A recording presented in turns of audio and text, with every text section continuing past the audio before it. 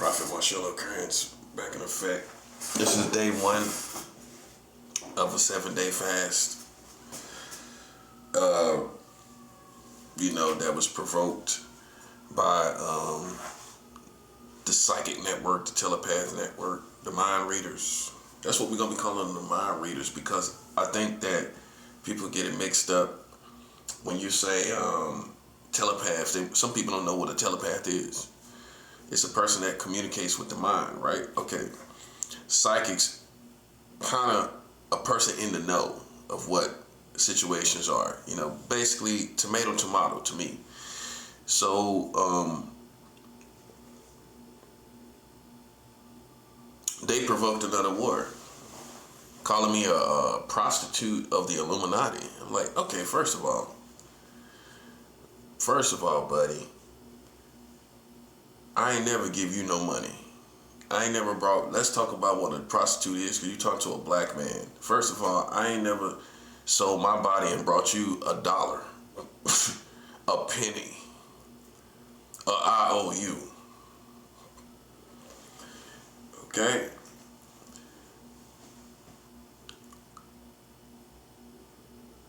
First of all, I ain't never been affiliated with your community. All right? And you may have sent people to me, but they ran at the beat of my drum. I didn't do anything to the beat of their drum, which means I got money from them, and they didn't get money from me. Okay, so you could have sent people to me, but how is that? That's a John. He's a John. How am I a prostitute for a John that's giving me money? No, that's the wrong position. You're too stupid to know what you're even talking about, buddy. No, doesn't work like that. I met random people in the past, eons ago, feels like eons ago, and it had nothing to do with them. So they lied to y'all to save face because I'm above them. That's why they wanted me to look like my strength was for them by calling me some type of prostitute. That's ridiculous. Okay, so that's good. Zero in on the word prostitute. I'm not even having sex with nobody. So if you think I'm having sex in this building, that's a lie. Okay, no, I ain't had sex with nobody in this building. In fact, I haven't had conversation with no one in this building more than 5 minutes. That's a residence here. Okay, so I would say I really never had a conversation with nobody over 10 minutes in this whole building. So anyway, I just want to clarify that. But that started a war just for them to speak that into the spiritual world. That's how I am. My whole point was for them to speak that because I was doing good with my videos and they corny. That's how we know they're gay and lesbians, because the corniness of their energy, you know what I'm saying? It doesn't match the energy of a straight man or a straight woman. Okay, with that being said, it's easy to detect, I don't have to read people's mind. All I have to do is understand worldviews and psychology. And that's it. I can tell you who is behind it. See, there's more than one way to read people, because people can give you all the right signals. They can Jedi mind trick you and give you all the right signals, and you walk away not knowing what the truth is. How I gauge people is by their worldviews and by their actual actions.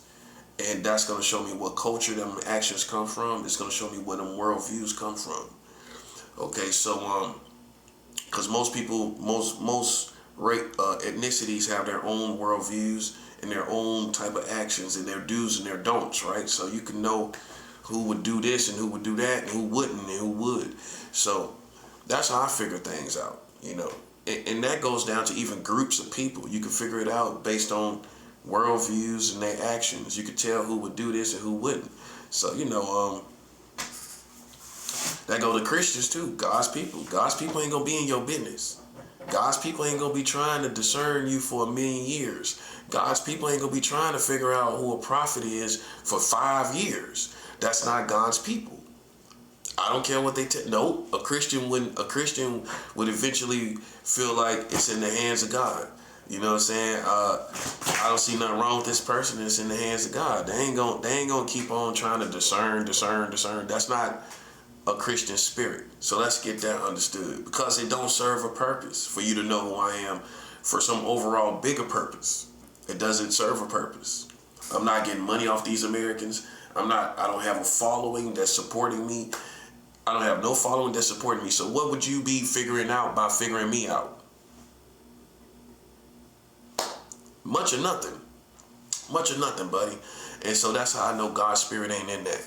Okay, so that's a perfect example in the real world, in real time, of how you just figure things out by worldviews. I don't have to read people. You see how I just sift through that? Instead of reading a whole bunch of people and figuring things out, I look at worldviews and actions, do's and don'ts, which is basically principles, rules and regulations. That's why I'm all about that. People that stray outside of rules and regulations wind up becoming casualties. They get stigmatized and demonized worse than they could ever demonize me and you. If you don't have no worldviews, and you think you're so special that you don't produce worldviews and rules and regulations that nobody else produce, you're going to be labeled aliens. That's what's going to happen to you. But when I produce rules and regulations and worldviews that human beings can understand, it's no way you can label me an alien or some weird creature type of person. That's them, because they don't stick to the rules and regulations in our real world. You can't show me nothing that sticks to rules and regulations that makes sense all the way, right? That makes sense all the way. Nothing makes sense all the way, right? Okay, that's all we're talking about. So they in the danger zone just from not producing an adequate worldview that somebody can latch on to. I mean, a racist is doing better than them. At least a racist can gather people to themselves. These secret society people can't gather nobody to yourself, because your worldview is too warped. Your mindset is too warped. So you can't even draw people from different countries to your worldviews. Unless you're lying, and that's gonna get figured out eventually. Okay, so I'm just setting the record straight, you know what I'm saying? Setting the vibe straight, I advise you, if you're a spiritual warrior, if you're dealing with telepaths and psychics, punish them every time. Punish them every time, so that with fasting, see, this is the higher levels of spiritual warfare. This is not for the amateurs. Some people are amateur spiritual warriors. You're an amateur. I'm not. If I'm a Christian and I can use fasting against my enemies, and I can prove that with the Bible, every time they play with me, I'm going to punish them with fasting. And then when those results come in from the fasting, they're going to blame themselves, which is going to destroy the morale of my enemies. When you realize it's your fault that all this stuff happened. Because I didn't plan on going on the 7-day fast. I was going to go on the 1-day fast and for certain reasons. But once I heard these people, after I came from doing a video, try to pull me into this certain mindset that I'm never going to be in about myself. I'm never going to believe it. I don't know why you would tell me that. Especially someone as smart as I am. It's not going to happen. But just because they did it, I retaliate. And that's how you do it. Which means every time you play with me, buddy, I am going to have a real action, not thinking. See, some people have thinking with these people. No, I'm going to have a real action. And you're going to be able to see things that you caused, only you, to your community. And that's what's going on now. I'm on a 7-day fast because of you. And listen, listen, this is what you do. You punish these people until they won't even speak. That's what I'm talking about. I'm talking about nothing.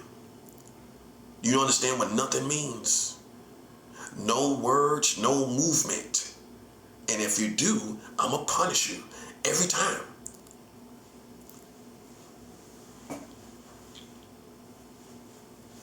Okay? So I go on fastings of punishment. And when you see stuff that goes on out here, you have yourself to thank. Thank yourself. Because what's about to happen to these people from this 7-day fast, it's because of you, buddy. I don't play no games. I told you that. Okay, so that clears up everything. So this is day 1 of a 7-day fast. A fast of punishment to my enemies. A fast of punishment to these Americans. Yeah. This is day 1. Getting it in already. Halfway through the day already. Halfway through the first day already, buddy. That's how you do it, buddy. I'm not controlled by Americans or Christians. I'm not controlled by nobody. So you can go tell them whatever you want. And guess what? I'm not going to lose no sleep for what you told Christians. In other words, you don't got nobody to control me. This is total freedom. You don't got no black people. You don't got no white people. Yeah, some people scared of white people. Oh, and you ain't got no police or no secret societies to control me. That's how you get total control over your life. Some of y'all listen, some of y'all are not in total control of your life. You scared of black people. You scared of other black people. I'm not. Therefore, I say what I want to say when I want to say it. My message is going to be about it's going to be a continuous message that I've been talking about. I no longer celebrate Black History Month because of the disrespect from the African American community. I don't celebrate Black History Month no more in my life. Okay? So for you, it might be Black History Month. For me, it's not.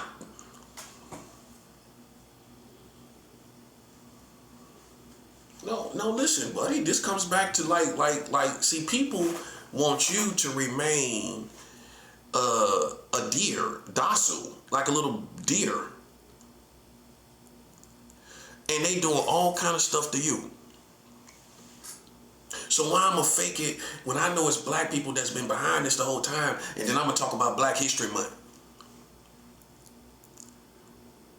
Yeah, you know they behind playing with you. They the main one gang stalker. I don't care how people take it. They the main ones gang stalking. They the main ones yapping and talking. I am not celebrating no Black history no more in my life.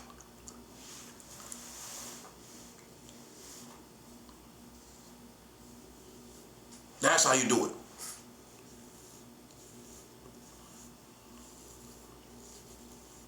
That's how you do it. Otherwise, man, they gonna play with you like you a chump, bro. And that ain't what God did. See, for you as an American Christian, you let people play with you like you a chump. God ain't never lined you up to be played with like a chump, bruh. Nah, that's you. That's you. You let people play with you like you a chump. It ain't happening. It ain't happening here. I don't celebrate Black History Month no more because I don't celebrate black people. I'm with God's people. If they black, I'm with them. No matter if you black, Hispanic, or Latino, everybody outside of God's kingdom, I'm not with you. And that's how it's supposed to be. And that's why that's another ongoing campaign that I'm going to continue on. We're with everyone that's in God's kingdom. Outside of God's kingdom, we're with none of these people. We ain't with Hispanic or Latinos or black people in America outside of God's kingdom. No. Because I can show you what they doing. I can show you what they've done against me. Why would I be with them?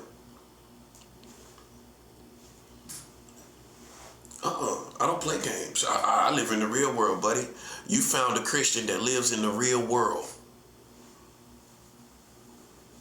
So I don't deal with black people that's outside of God's kingdom. Don't look for it. Don't ask for it. I don't deal with Hispanic or Latinos in America that's outside of God's kingdom. Other people haven't wronged me. They haven't had the chance to wrong me. So why would I be against them? So Latinos in South America, Hispanics in that's outside this country, I'm not directly, for no reason, against you per se for no reason. But your people can cause liabilities on you. It's just how it is in the real world. For example, these illegal migrants coming here to this country, they've caused liabilities on Hispanic Latinos in this country. Okay. So the Hispanic Latinos in America that's not Christian, do I hate you? No, but I don't embrace you because of what your people did against me, the prophet. Everybody knows. If you don't know, go ask around. Go ask about the politics. I was in Astoria Boulevard in Queens. I lived over there for 3 years. That's an all Hispanic Latino neighborhood. For 3 years, these people used witchcraft and psychological games in their community, using their children and everything, using old people, everything, homeless people, everything. I remember everything. And that's why ICE is against these people that's in this country, right? And I don't have no compassion about it, because after all, you play with a prophet and you thought I was just another everyday person.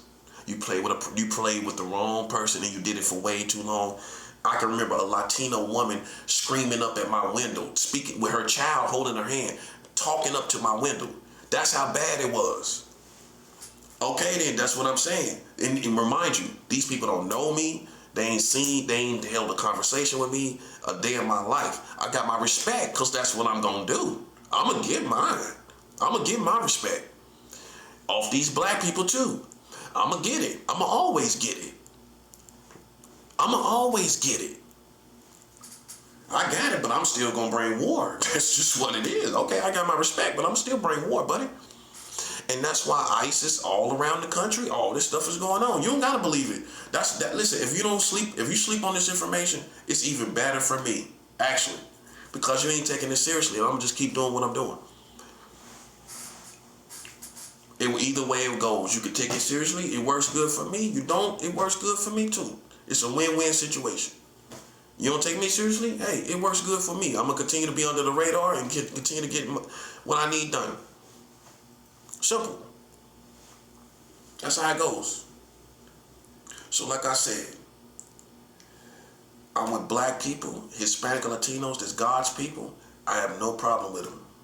I have no problem with good Mexicans, good Latinos, but I ain't singing no songs of romance. I'm not worshiping you. I don't worship Mexicans or Latinos. I don't worship black people. Okay, maybe you borderline do. I don't worship man, okay? And some of y'all do. Okay, you so big in your heritage and culture that you almost worship your own people. You almost worship your own people. You know, I don't. I worship God and God alone. Okay, that's the difference between me and you. If you don't have a relationship with God, other things that are big to you, that's what you're going to worship. You're going to worship something else if you don't worship God. And that's why you like that. I'm not. I don't worship black people. I don't worship Hispanic and Latinos. Okay, so let's make that understood. Because half of y'all worship your own people. That's your problem. Okay, so, like I said, I'm with Hispanic and Latinos in God's kingdom. I'm with black people in God's kingdom. Okay, because that's where it is in the last days. The truth is, that's why I'm going to do videos about this. This is where it really is in the last days. You're not with anybody but God's people. Now, an American Christian is going to talk about evangelizing. That's still not, those people are still not your people. If you're smart, you just got what I said. They're not with you, okay? Evangelizing does not mean they're with you. It don't. They're not. So you can keep a heart open to win the loss, but you still collectively have to understand they are not with you. And they'll kill you too. And they'll conspire against you too. I'm pretty sure you know that. Okay, so they're not with us. And once they do, and here's the punchline, once they do enough against us, guess what? God has separated his true people from them anyway. That's why it's happening. I don't care what you're talking about evangelizing, because that's what an American Christian gonna talk about. Like they addicted, like they on crack to evangelizing, like it's a pipe, like you smoking the pipe. That ain't how it's supposed to be, buddy. because we come first. God's people come first. Some Christians in America will sit up and watch you die and talk about evangelizing other people. But you God's true people. So you gotta keep that in mind, man. Like, I don't pay some of these American Christians no attention because I know what you're really about. You think you're gonna be out here evangelizing, and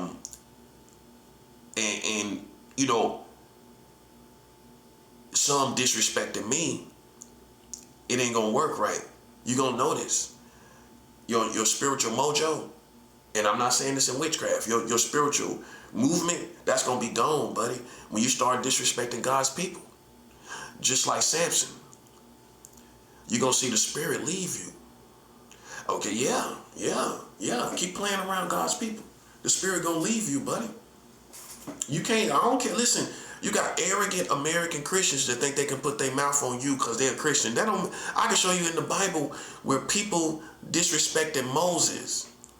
They were God's people, but they disrespected Moses and found out the hard way. You can't play with God's people. Even you, as God's people, can't play with other God's people. I'm not doing that. You playing with me, and you don't think I know. Okay, so look, let me tell you something. I'm going to tell you what most people will tell you. You ain't got a heaven or hell to put me in. That's what you got to remember. You don't play God. You ain't God. You can't save me. You can't do anything for me, really. Okay, so, let's just keep that in mind, man. Let's humble yourself and put yourself in your right position, because half of y'all is still with America, and I would not subject myself to anybody that's blind to America. If you're a Christian that's still with America, you blind. I would never be subject to your opinion. Neither will I ever be subject to your leadership. When you can't see these people are out here killing each other, got gay and lesbian marriage, got child marriage laws in the country, I'm not subject to your opinion. If you still with them, that's a joke. You're a joke. You're a joke to me. If you're a Christian that's still with America, you a joke.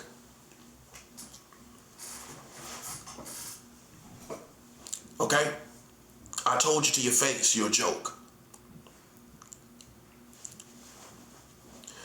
Now, this message is going to be about slavery and how it started. You know how it started? For you? Now, slavery has been all around the world. Slavery has been all around the world. Right? Slavery has been all around the world. But we talking about slavery in the African American community.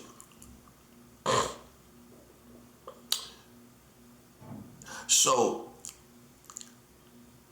the transatlantic slave trade is where we get African American descendants, African American ancestors. They came from the second part. There's two parts of the transatlantic slave trade. You come from the second part if you were born here in America, most likely. Your ancestors came from the second part. And it's important to understand there's two parts of the transatlantic slave trade. So like I said, I don't celebrate Black history because I don't celebrate Black people outside of God's kingdom. I don't celebrate. See, that's what it came to. They keep doing evil. Why would I celebrate them? Think about it now. Think about it. Y'all hung up on being Black, almost worshiping being Black. I'm not hanging up on it like that. I'm not hung up on it like that. You are. That's where you at, right? I'm not hung up on that. It doesn't serve me. Right? Black don't serve me. What doesn't serve you is not profitable. What doesn't serve you in your life is not profitable. And don't take it to the next level where it fights against you. It's not profitable. So why would I celebrate something that's fighting against me? I'm not hung up on it like that. I'm not in love with Black like that. I'm not in love with it like that. You are. I'm not. And so I made my next chess move. Where I'm not sitting up here like a dog on the front porch waiting to come in the house. I done gone on about my business, buddy. Now, I'm going to tell the truth as it needs to be told. You sold yourself into slavery. Africans sold other Africans into slavery. That's for Black History Month. Yeah, I don't celebrate it, but you know what need to be said from the very beginning before you start showing all these pictures of these black people. Before you start showing all these pictures of these black people, you know what need to be said. You sold each other into slavery. Won't you tell your children the truth? That African ancestors were sold into slavery by other African chiefs. You can go Google it right now. You can go Google it. This is credible information. I don't have conspiracy theories. See, some people are so brainwashed, by the time you hear a real messenger, you think something he's saying is questionable. Nothing I'm saying is questionable. Because I pride myself on producing messages that is 100% the truth. I ain't gonna put nothing out that I don't know is the truth. I don't know for sure. I know for sure this is the truth. I don't put out fake messages. Unlike my enemies, putting out fake messages, you know what I'm saying? I don't put out fake messages. The African American community was sold into slavery by other Africans. And when you go through Black History Month, I guarantee you ain't gonna tell your own people the truth. You done geared up. I guarantee you these pro-black people done geared up, ain't they? They done geared up on their podcast, on their podcast, ain't they? They done geared up for Black History Month. Buddy, I'm stronger than you realize. I ain't never in trouble. I done been through war with my family 1,000,000 times. I done been through differences with my family 1,000,000 times. You can't see me. I'm not in trouble. I know you. That's what you think, don't you? You think I'm in trouble today, don't you? Listen, buddy, listen. I'm human today. That's what I am. And I'm stronger than you. Listen, I'm stronger than you realize. That's what's going to hurt you. That's what's always going to hurt you. Coming out here like a rapper, thinking you tough. Your format is so thrown off. You so programmed as a rapper that you're going to get smashed just like rappers get smashed. You're going to crash out just like rappers crash out. Because you programmed to think like a rapper. You don't consider other things. Like you really don't know people. Like you really don't know what you're doing. Like you really don't know what danger you're really in. How can you know? How can you predict that? You don't know. You don't know what trouble you're in. If you did, you wouldn't have made the mistakes you made. Okay? It's no forgiveness. I don't forgive you. You made mistakes, it's wartime. That's all there is to it. Okay? I got God with me. I don't need your approval. I don't need America's approval. These people playing with me, they're getting what they deserve. I don't have no compassion or feelings for them. Like I said, I don't celebrate Black History Month no more, and you won't ever get me to do it because it don't make sense with today. It don't make sense today, even though black people did what they did in the past. Okay, it don't make sense. It's not doing nothing for me today. It don't make sense for me today. You get what I'm saying, right? Without taking it to the extreme. Because the generations that's here don't represent none of that and none of that stuff that happened. It's a whole different world. And that's what you got to come to terms with. These people are whole different animals. It's like looking at good people and then you open the door and you see a beast, a dog or something. Like, what in the world is that? You thought you was going to see a human come in there and see an animal. A bugged out animal. That's how I look at it. That's how I look at it. So you're not torturing me. I know you felt like you was torturing me in this room, didn't you? I know the people in this building thought they was torturing me. You listen, buddy. I'm torturing you, if anything. If anything, You're being tortured with all that's going on. Imagine you torturing me when my enemies are being defeated as I speak. The government halfway shut down, half shut down, partially shut down. Ain't the government shut down? Imagine you torturing me. You in the la-la world, buddy. You want a lollipop? Because you're in the la-la world. Get you a big lollipop, sucker. Get you a lollipop big as your head. Get you a lollipop big as your head, buddy.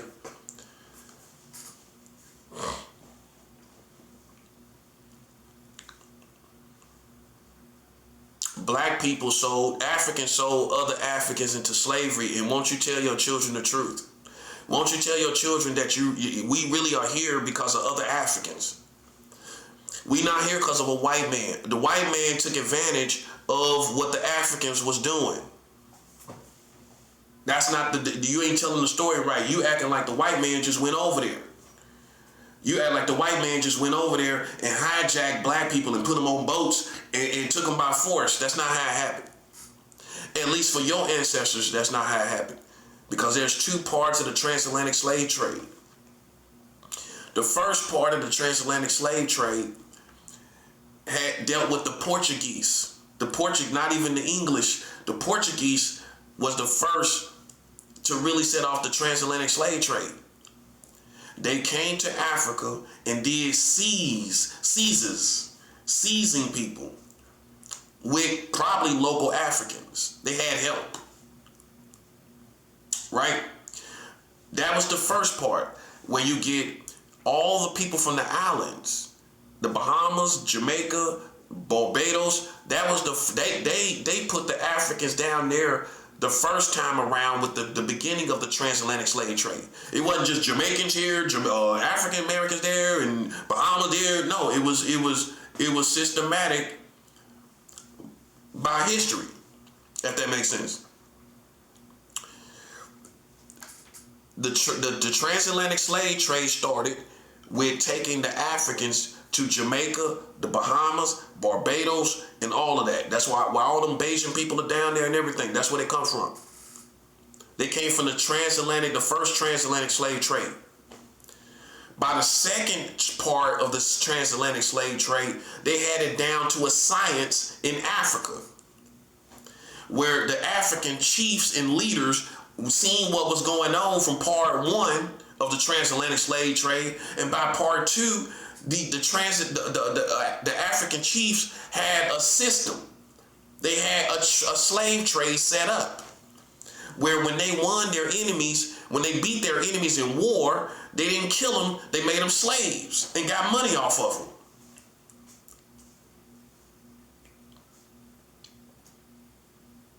See, you should have knew, ain't no human race innocent. That's not innocence. That's not the same history where you can just drag the white man down like he did it all. That ain't the same thing. That ain't, no. When you get on the real timeline of what really happened, it make all the sense in the world, because we see our people and we realize these same black people ain't no good. See, so you've been thinking, well, in your mind, you've been thinking they was good before. No, they wasn't. How we get here? They sold us into slavery. That's how you got here. They telling you on these movies and these pro-black leaders, Malcolm X didn't even tell you this. Malcolm X didn't tell you the African chief sold us into slavery. Martin Luther King Jr. did not tell you that the African chiefs sold you into slavery. None of these black Freemasons is telling you that the African chief sold you into slavery.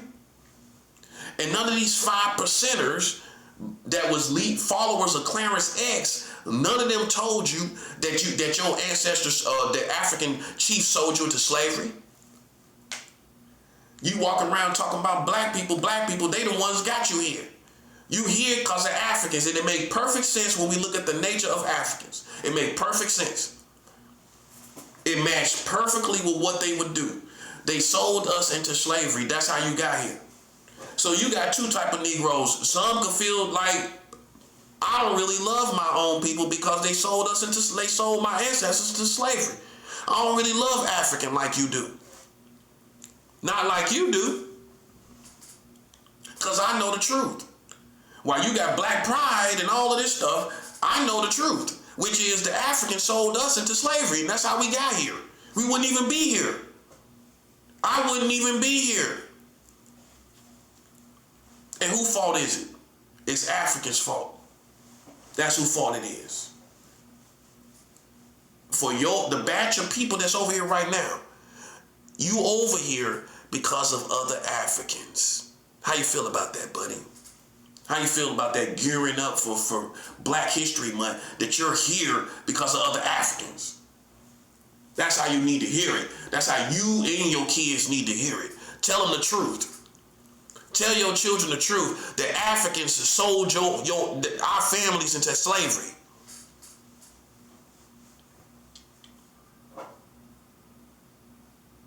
Tell them the truth. Tell them that it wasn't a white man that went over there. It wasn't a white man that just went over there with boats, which makes no common sense when Africans, militarily speaking, are on their own land. How a white man just come over there? That's what always was the hang up for me, because I'm militant minded. How he just come over there? How did he just come over there and just hijack all these these Mandingo big old dudes, and just get them on a plane and just get them on a boat? How did that happen?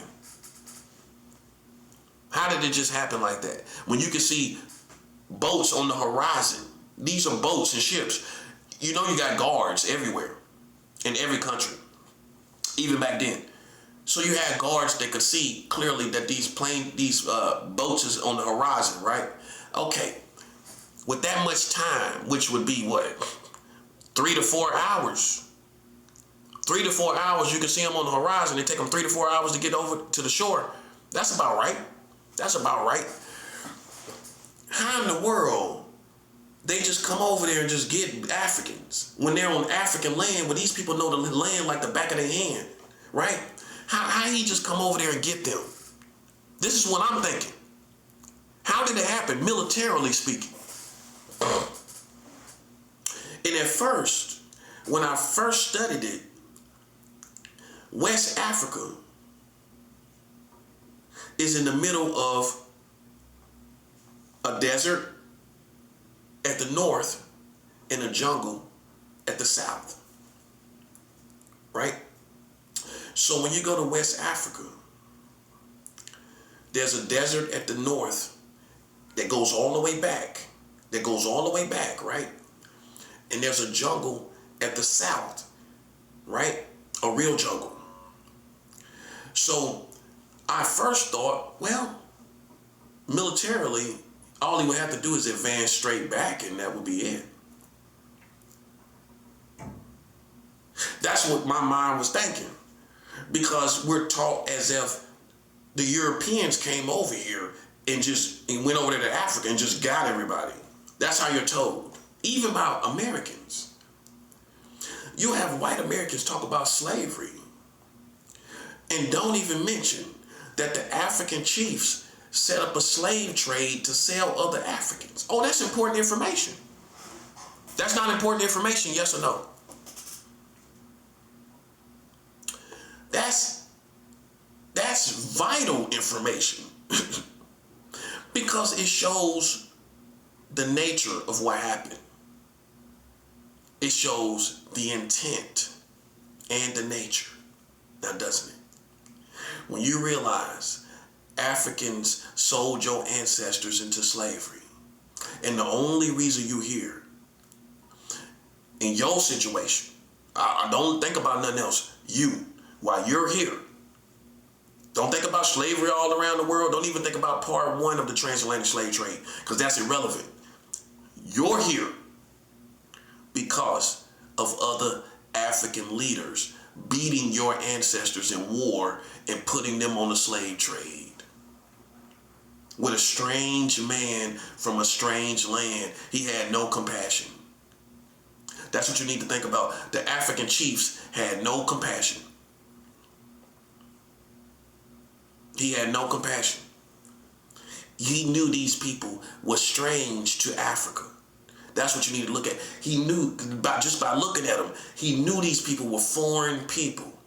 He did not care that your ancestors were going with foreign people. So while you got all that black pride and all that, you don't know the real history, buddy. It's just ignorance. See, the truth is, man, this is the last stronghold of the ignorance of black people. This is the last stronghold. This is the last revelation of how ignorant we have been this whole time. Where you didn't even know in a real way, right, that our ancestors were sold into slavery because of other Africans. That's how it happened. Ain't nobody can dispute it. It ain't no Jedi mind trick. Ain't no way to get around it. Ain't no shimmy you can do in wiggle room to get around it. It's no way to get around it. The second part of the transatlantic slave trade is where you get your ancestors. Not the first part. I don't know. No. The first part was for the islands, for the Jamaicans, the Haitians, in all the Caribbean. That was the first part of the transatlantic slave trade. They was going there first.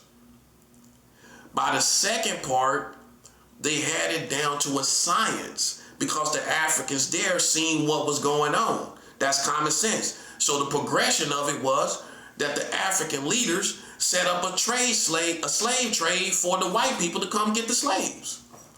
By the second time, basically, by the second part, they had it down to a science. That's how you need to hear it. It started out with the Portuguese and maybe some Africans helping. And they seized the Africans. They did it by force. So truthfully, who could be the most angry would be the Caribbean Africans because they were taken by force. That's how you're told as African Americans. You were taken by force. No, you wasn't. By the second part of the transatlantic slave trade, the Africans had it down to a science where they had a slave trade set up for the Europeans.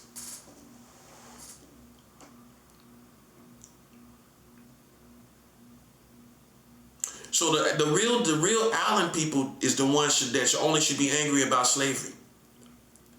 But they love where they at. No, I'm not being funny when I say that. They love their country. They love Jamaica, the Virgin Islands, the Bahamas. They love their part where they at. The Haitians have had a struggle the whole time. But all of them, like I said, that's the first part of the transatlantic slave trade.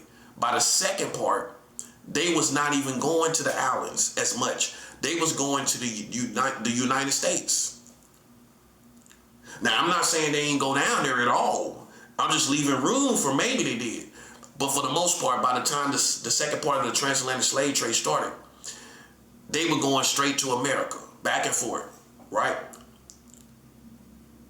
By that time, Africans were selling you into slavery.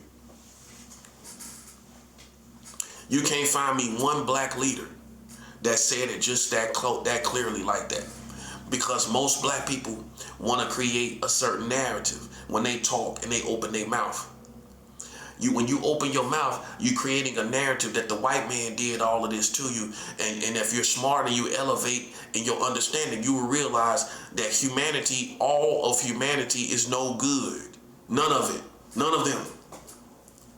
You can't trust no race of people, not even your own. And now you know that. But I want to take you back in time where you didn't know. We have not been innocent for a very long time. You haven't been innocent for a very long time as Africans. In fact, the Africans over there in Africa apologized for slavery. You talking about the white man, guess what? I want you to Google it. Go Google it if you don't believe me. Where Africans apologized for African American slavery. You didn't know that, did you? So when you watch all these movies like Django, Roots, Queen, 12 Years a Slave, you know what part they leave out?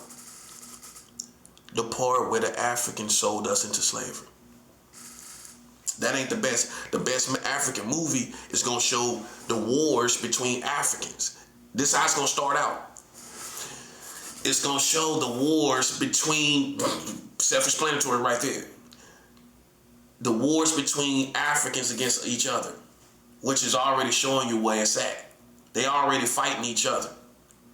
It already paints a different narrative when you tell this information, where Africans wasn't even good over there with each other. They was fighting and killing each other. They wasn't even good over there with each other. Okay, so that's the beginning. That's how you started. You don't start it talking, showing the white man and everything. No, you go back to African wars. What started the African wars? That'd be the good place to start. Show what the motives was for African tribes fighting against each other. Show what started that. Show how petty it was, or how deep it was. Show what started the wars between Africans before the transatlantic slave trade, part 2. Right? So, you start the movie by showing the conflicts between African tribes. I'm showing you how to be a movie director, a real movie director. This is how you be a movie director. You gather all the history.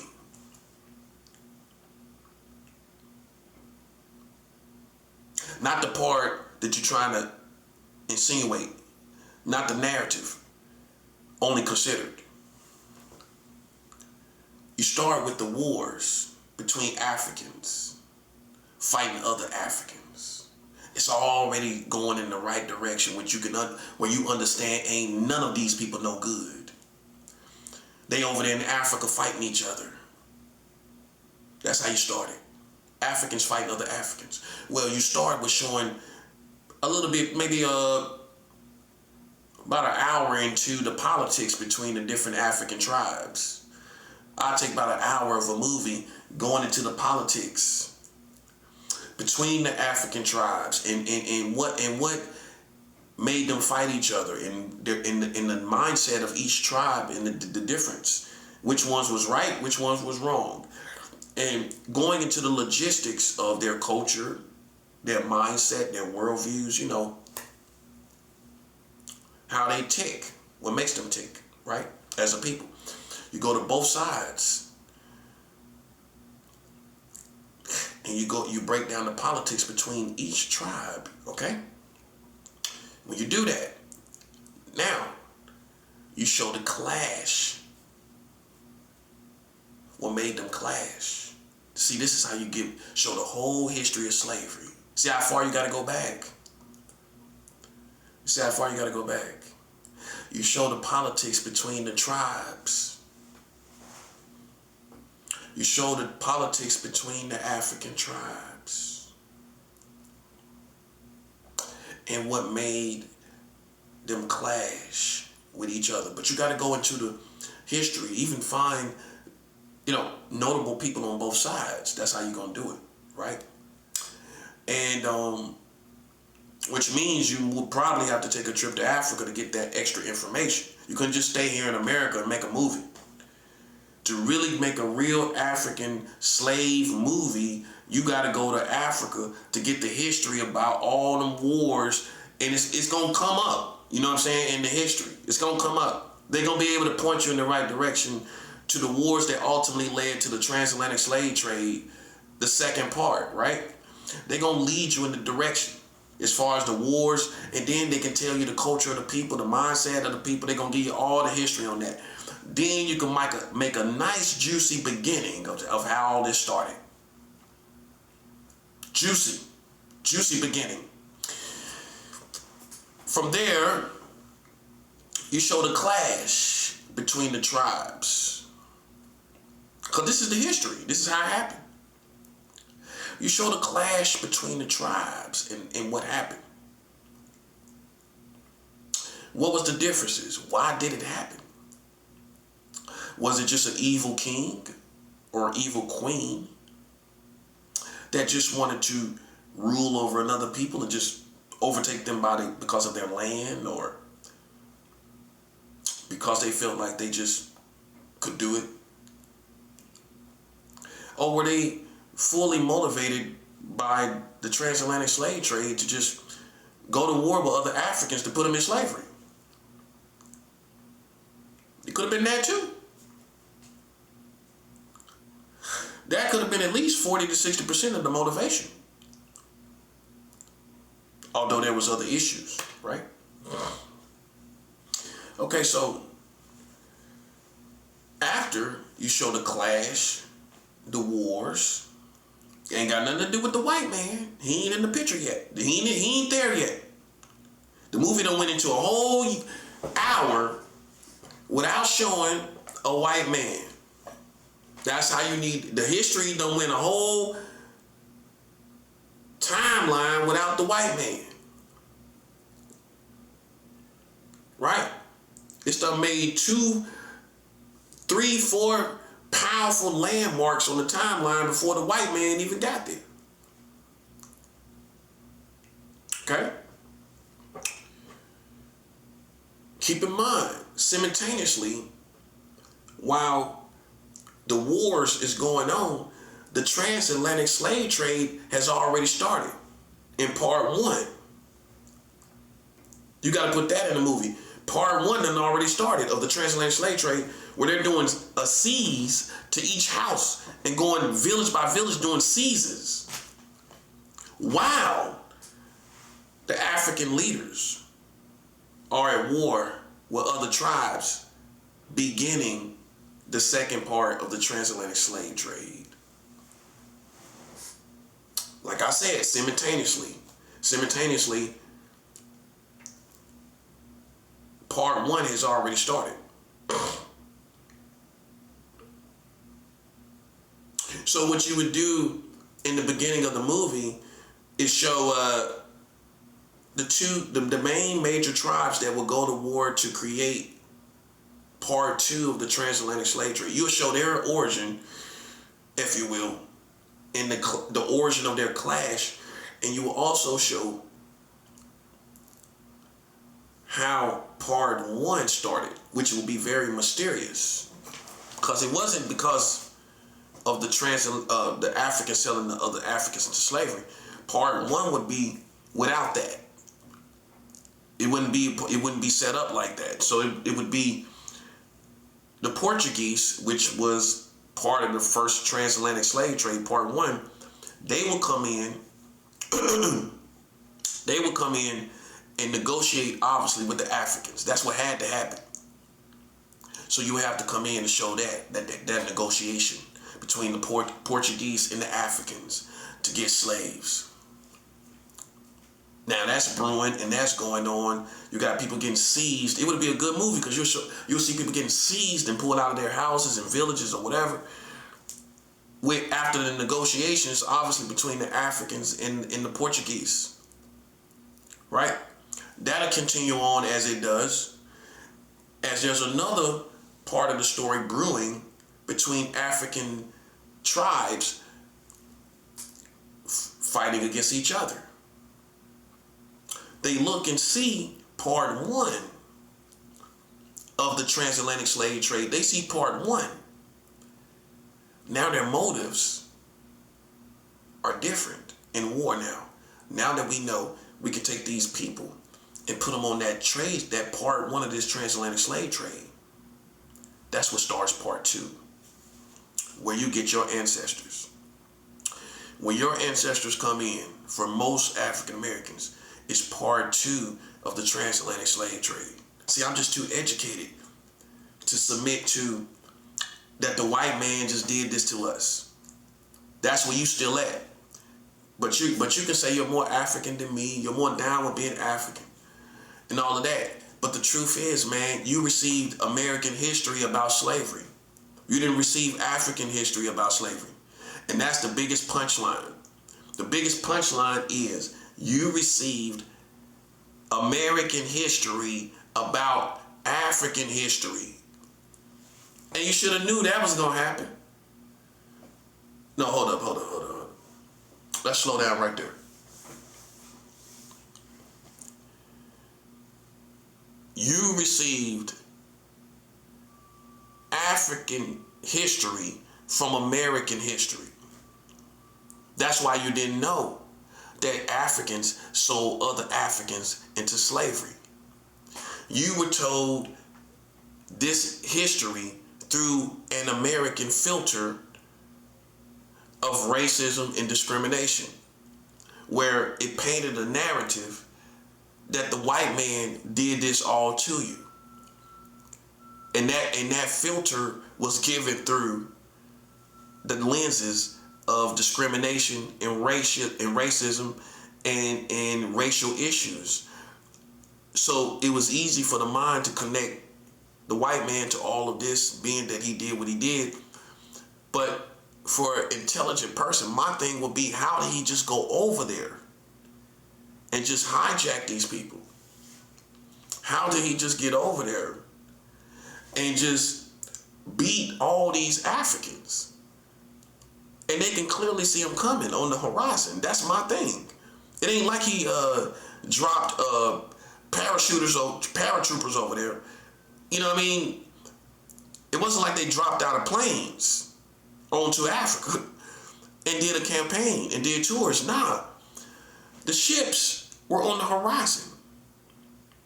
The Africans clearly kept watch over the water. That's common sense. They at least kept a decent watch over the water. Come on now. So then, how in the world, especially after they start coming, once they knew they started coming, you don't think someone among them decided to keep a watch on these people coming on the horizon, if not for any other reason, for business reasons, right? Right, where they start planning voyages. So it's safe to say more than one tribe knew these people were coming, and maybe even in the same time frame.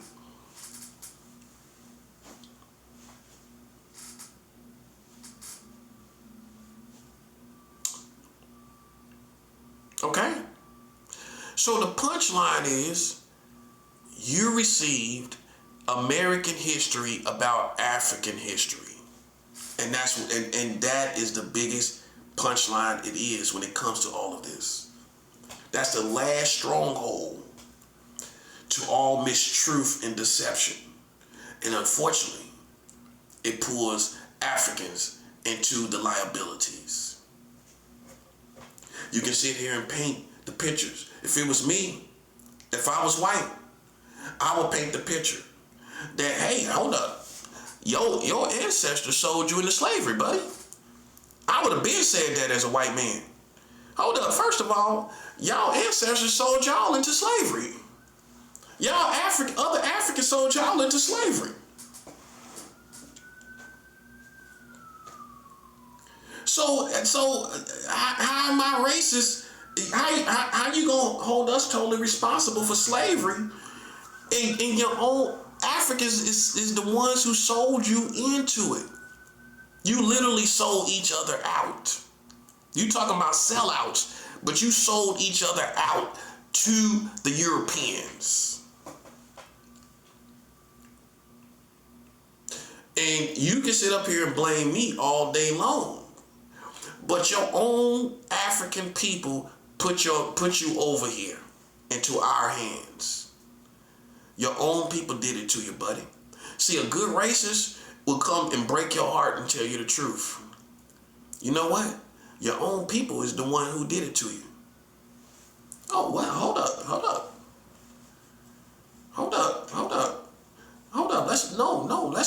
You couldn't know the history because you was a slave. So then when did you start knowing the history? When we told you. And some of our own people were so stupid, they didn't even tell you the truth. A white man should have told you from day one. Well, African chiefs sold you into slavery. They the ones got you here. So what's worse, racism or slavery? What's worse, racism or Africans, the ones that brought you over here? They the ones that made it happen. What's worse, that or this? Once you got here, what's worse, the origins or the end? The origins is worse. I hate to tell you. I hate to be a bearer of bad news. But the origins, obviously, by most intelligent people, is the worst part. Because that's what started all of this. You wouldn't have had racism without slavery. You wouldn't have had racism if Africans wouldn't even have sold you into slavery, and you wouldn't even been here. Your ancestors wouldn't even been here. You wouldn't even have known what racism is in the unique context of American racism. You wouldn't have never known that, because it's nowhere else in the world. That's why I say it's unique. You can't find racism like it is in America anywhere else in the world, that by face value you target these people for years and years and decades.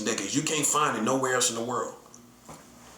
And that wouldn't have happened. Show me one other place with the unique racism that America has. Show me one place comparable. It's no place comparable. They had a slave trade set up with it too. On top of that, it started out like that. Then they went into slavery. Then after that, there was this system of racism. Show me another country that's set up like that. The worst part, the origin that's been downplayed and downgraded. The origin where you sold your own people into slavery. If I was white, that's the first thing I would tell you, buddy. Hold up, first of all, what you talking about? Oh, slavery? Oh, you talking about slavery? Okay, first of all, listen. Your people were so ignorant, you couldn't have knew what exactly happened. Okay, so where did you find it out? How did you find it out? You wasn't reading, because we wasn't letting you read, so how you find out what happened? No, I'm talking about literally on a timeline. When did you find it out?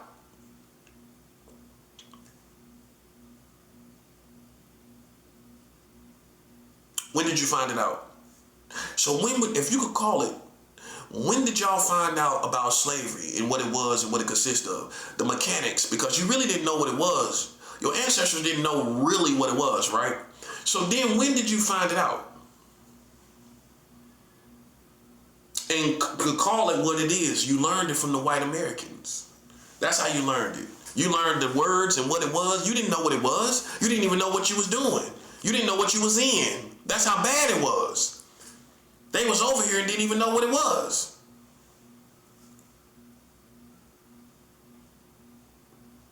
So, how did you find out what it was? From white Americans. By the time you got history books, many historians felt bad about the white man's position, so they almost gave you a pro-black, and you didn't see this part, did you? Woo! They almost gave you a pro-black narrative of slavery. The white man did. Because how he gonna fumble and leave out the part where the Africans sold us into slavery? How he gonna fumble that? Because by the time historians came along, they sympathized with slavery, right? To where they just pointed out the woes and the bad part. Basically, the woes of slavery. That's all the history, the way it's painted to you from American history is you talking about the woes of slavery. The only innocent man in the world to me is the Native American man. The Native American man, hands down, is number one innocent. Let's stop right there. The Native American man is the most innocent man in my point of view, in the whole humanity. Everybody else was caught up in wars, including Mexico and South America and everywhere else. The Native American man is the most innocent man. You can look in China, there's a million wars, Japanese, Europe, everywhere. All of them went through wars. Africa went through wars. Now you know. Everywhere. The Native American man is the only one that is as innocent as he is, and still up to this day. It's still up to this day, he's still innocent. If I had to pick who is the most innocent race of people in the world, it would be Native Americans. What did he do wrong? I just showed you Africans sold other Africans into slavery, and they're apologizing about it decades later. When did Native Americans, when did they do wrong to other people? When? You can go back and talk about the tribes fighting each other, but that's common sense. That's within common sense. But just conquering, that's what we talk about, I guess you could say. War is inevitable. Pretty much. Conquering is not inevitable. You don't have to conquer. And you really see the Native Americans wasn't doing much of anything outlandish in conquering, right? He is the most innocent man in humanity to me, besides people on remote islands that obviously don't interact with our humanity on mainland continents. Besides them, besides remote people, I would say number one would be people on remote islands. That's off of technicality. That's off of technicality. Second in line would be Native Americans that I know of, okay, and that I know of. But everybody else that you could mention would be put in the category of people that was remote away from the communities. Them only going to be the only people that's above innocent, that as far as innocence goes, they're going to be above the Native Americans. Is people on remote islands and remote places that's away from humanity that had no chance of interacting with other people to do any evil to other people. Okay? And unlike other Christians, I teach that people on remote islands that didn't receive Jesus Christ, most of them are not going to go to hell. Well, why would God send somebody on a remote island, an indigenous person on a remote island that didn't hear about Jesus? That's not the wisdom of God. So then, on technicality of you saying the only way that somebody can be saved is to receive Jesus Christ, that's not fully, totally true. Because somebody on a remote island that lived and died and never heard about Jesus, would it be fair of God to send them to hell and they never heard about Jesus? They never heard about God. How would they go to hell? So this is the prophet's point of view. I serve Yahweh. I've received Jesus Christ, but I'm not a cartoon, right? I don't think like a cartoon. I think in the real world. Something that many of your preachers have never thought about. People on a remote island have never received Jesus Christ. What happens? They never heard. They never had a chance to. So they're gonna go to hell based on where they were born, and they had no control over that. They were born on remote islands. How are they? Which means they were practicing incest as well. All things against our community. They probably having sex with young girls and everything. Do you think they're gonna go to hell? No. They lived how they wanted to live, outside of humanity's perspectives, outside of humanity's rules and moralities, doing things that me and you probably wouldn't do, impregnating cousins and mothers even, who knows? They made up their own rules after all. They had no lineages of ancestors, ancient ancestors to follow from. They made up their own rules. Their only ancestors were those who was on the remote island. They had no lifeline to the rest of the world. in different nations.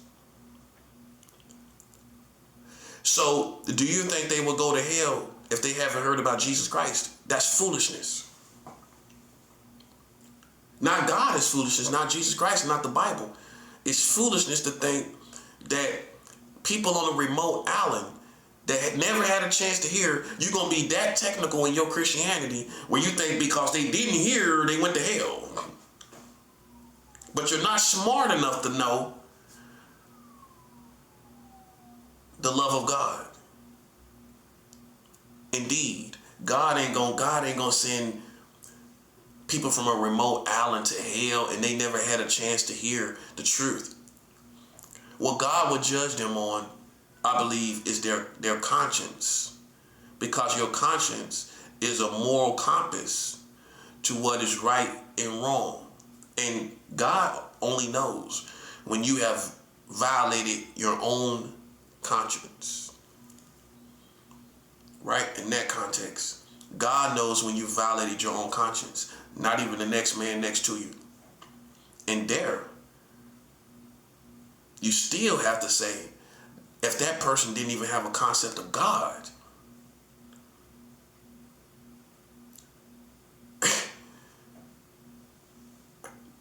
how would they even know to repent or to ask for forgiveness? But that, I guess that would be part of your conscience, is to ask for some type of forgiveness or have some type of remorse.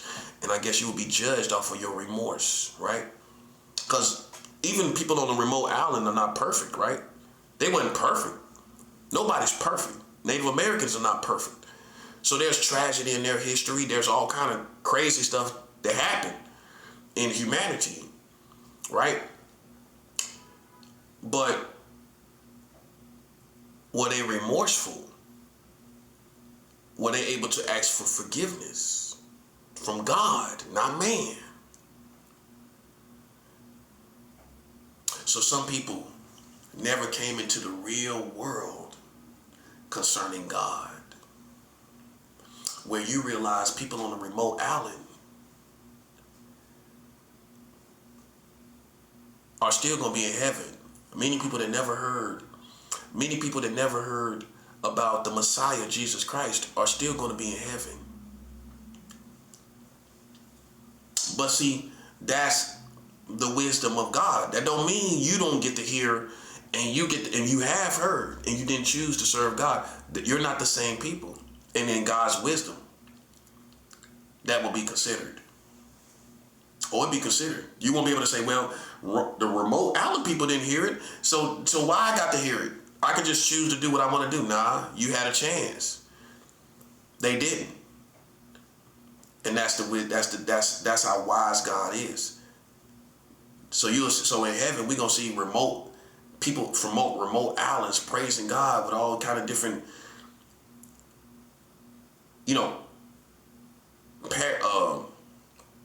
with all different type of clothing, that we've never seen, and dancing in different ways that we've never seen, all kind of stuff. See, people think about heaven and all different. I think about heaven like that. People like from remote islands worshiping God. They ain't never. You look at these people, you ain't never seen nobody look like them. So like the clothes they got on, the clothing they got on, the tribal clothing they have on, we ain't never seen it a day in our life. How they carry themselves. Oh, this is what I'm saying. This goes beyond African. Let's go to something that's more indigenous than African. People on remote islands. That's deep. That's 100% deep indigenous. See, you just stopped at African. I went to remote islands. Now, them type of people is beyond the average African tribe today. Even today, there's remote islands. You know that, right? Okay. And you can't go there. In fact, some missionaries get killed trying to go to these remote islands. Christians God ain't telling them to do it. That's why I don't pay attention to Christians just blindly. You know what I'm saying? I don't listen to nobody blindly. They'll try to go to, some of these American Christians will try to go to remote islands and get killed. It happened. They go into heaven, but God is going to tell them, you didn't use wisdom. You did not use wisdom. You shouldn't have went there unless you was armed, and you should have considered these people are not going to know if you're a threat or not. How they know? They don't know what. That's why they killed them. Think about it. You don't never see nobody. All of a sudden you see somebody. What you gonna think? Oh, hey, you ain't gonna think that. You're not stranded. If you were stranded, it would be different. If you're established, decades and decades and generations of people on a remote island, then somebody comes out of nowhere, what would you do? You don't know if to keep them alive or not. That's what you're gonna do.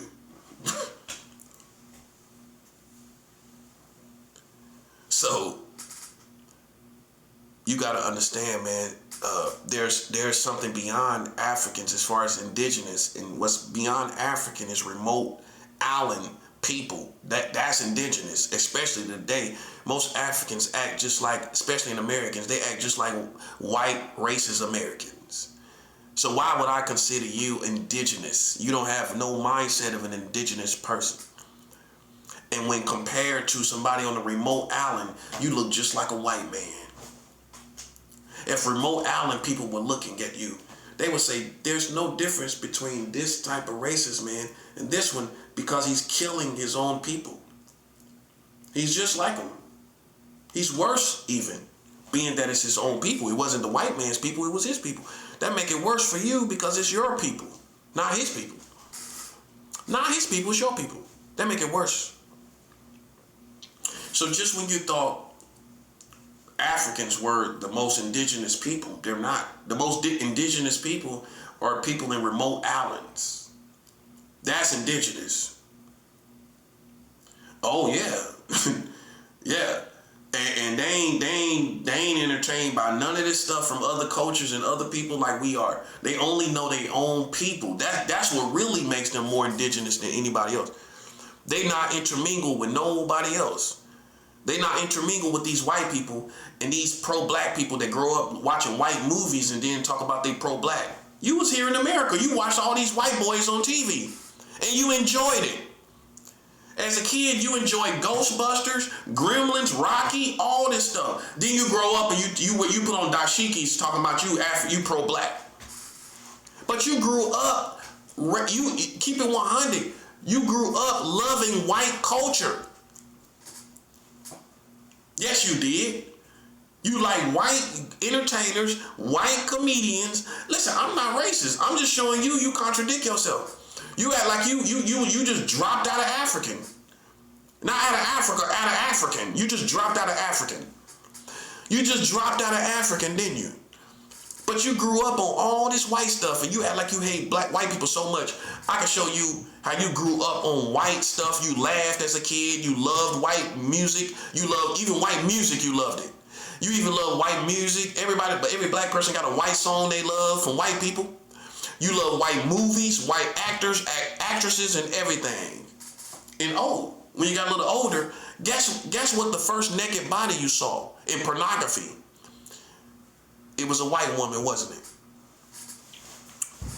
You was exposed to the body of a white woman before you was exposed to the body of a black woman. I said a woman, which means you was a kid in America. I'm talking about America. You seen images of white women before you seen images of black women. That's why in low key, everybody's attracted to white women. You know why? Because you seen white women first. You didn't see black pornography. It wasn't on the market. It was rare. You didn't see white pornography, black pornography. Your first images as a child of a woman's body, most of them were white women. You seen a white woman's vagina before you seen a black woman's vagina. Like openly and clear and you seen a white woman's body before. The breasts, everything, you seen all of that first. My point is, you even listen. You enjoyed white pornography, white comedy. All them white comedians back in the day, you was laughing and listening to them. You watched white horror movies. Freddy Krueger was not a black man. No, Jason wasn't considered a black man. You watched all them horror movies, all this white stuff. Yeah, you did. You grew up on it. Then you got a little older talking about you all you born out of African. See, I show the embodiment of being born here in America. I reference to white stuff. I reference to black stuff. Did you notice that? I don't try to act like I'm born out of African. That part, I don't try to act like that. That's you, and you playing yourself. Like you can't stand these white people, but how you gonna act like that when you was here in America? You can't act like that. I guarantee I can show you where you loved them. I can show you where you liked them. I can show you where you like little white little girls if you was a black dude, and if you was a black girl, I can show you. You had at least one crush on a little white boy. Some little white dude in school, you had a crush on at least one of them. Then you grow up and you act like you're born out of Africa. That's how I take it. Because you'll say, well, these people are this and that and nah. But then we go back through your history. You're not as indigenous as you think you are. Now, I can see if you was on a remote island. Right? I can see if you was on a remote island. And you ain't have no contact with the white man. You ain't like his music. You ain't watch his women on pornography.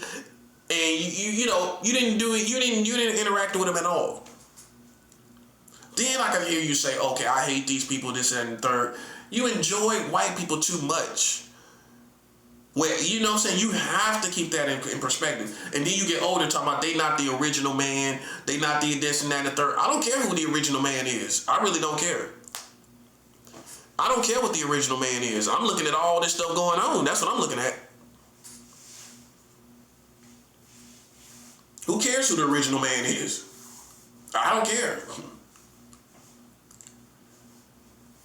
The real sellout is the Africans that sold other Africans into slavery. That's the sellout right there. Literally, he sold you out to the water, to the Atlantic Ocean. You got sold out to the Atlantic, buddy. You got sold out to Atlantic Boulevard. Atlantic Ocean Boulevard, buddy. You got sold on out to it. So when you talk about sellouts, keep in mind your ancestors were sold out from the very beginning by other Africans.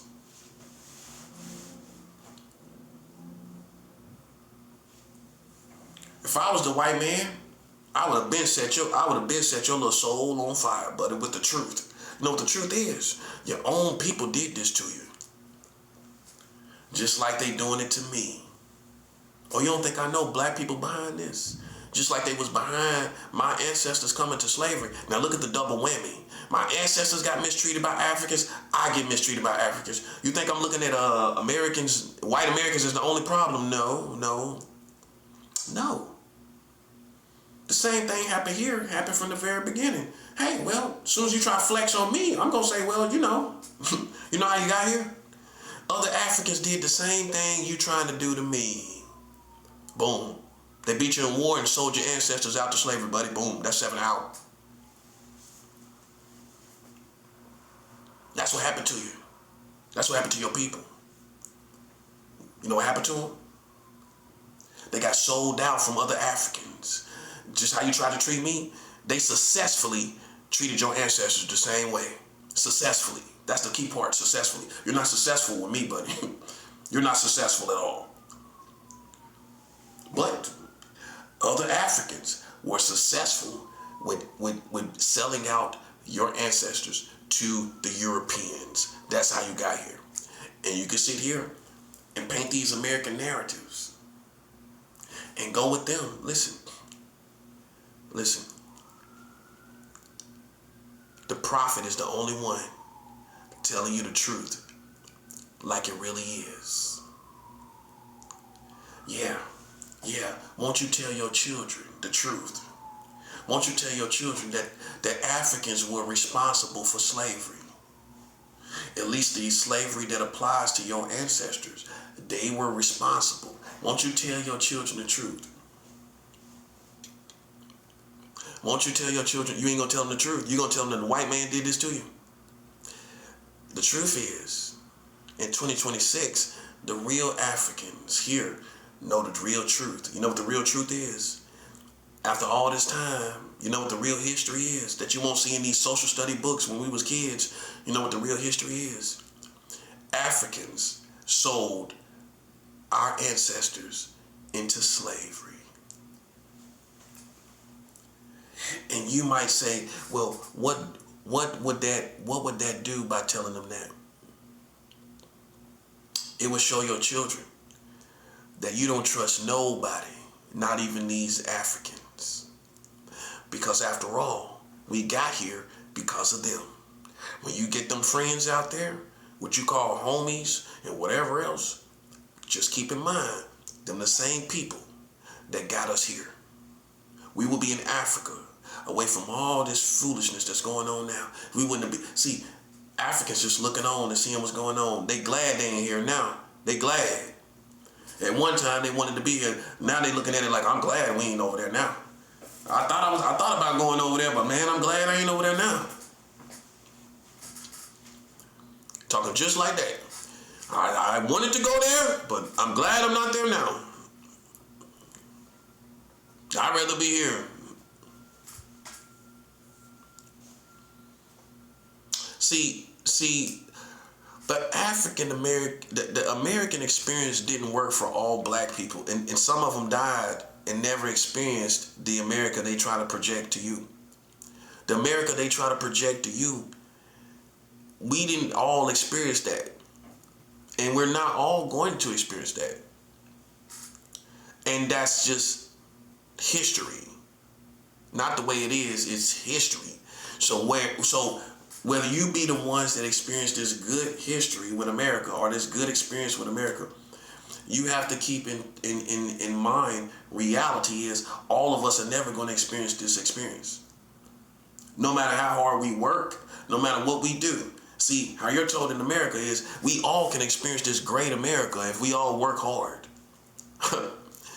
But then I can show you people that got killed on the job while working from a racist person.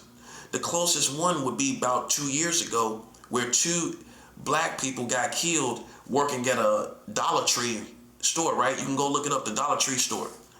Killings, where 2 black people were killed from a racist person. This was just 2 years ago. Just when you thought you was out of the vicinity of racism, just 2 years ago, a senseless killing happened at a Dollar Tree or Dollar General. I think it was Dollar Tree. But you can look up either one, Dollar General, Dollar Tree, you know, one of them dollar stores. You can say 2 black people killed at a dollar store. That's going to sum it up, right? And you're going to see 2 black people working hard, right? Still killed. And that's their experience. They didn't get the experience that you got. Even though they was doing what their society expect them to do, they didn't get the experience of this great, grand America. If I just work hard, you know, everything's going to be good. See, that's what I want you to understand. That no matter what we do, we're not going to all experience that. Nope. Some people are going to be doing everything they're supposed to do, and they're going to be killed. They already been killed, and that's their story. You can't change their story.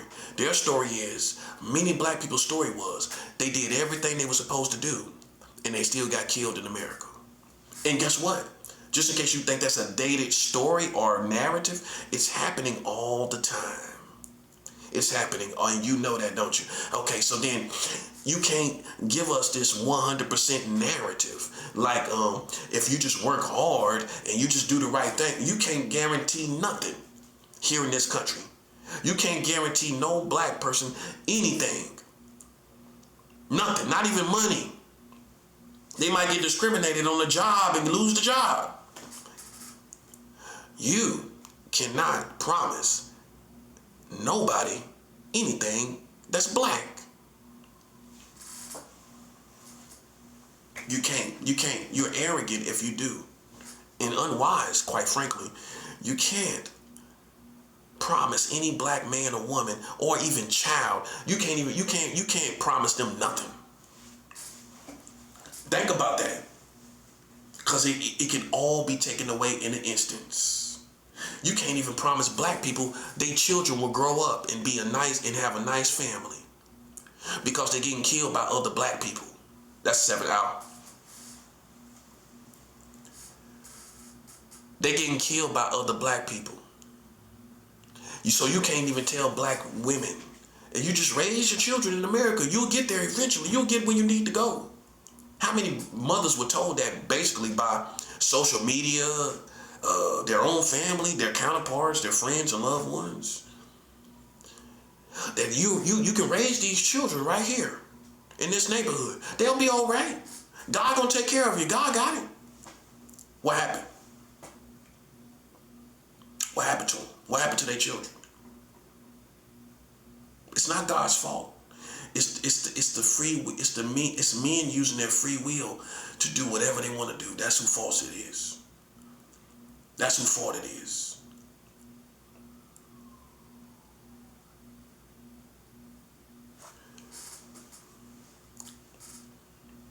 You can't promise a black man nothing in America. You can play that role.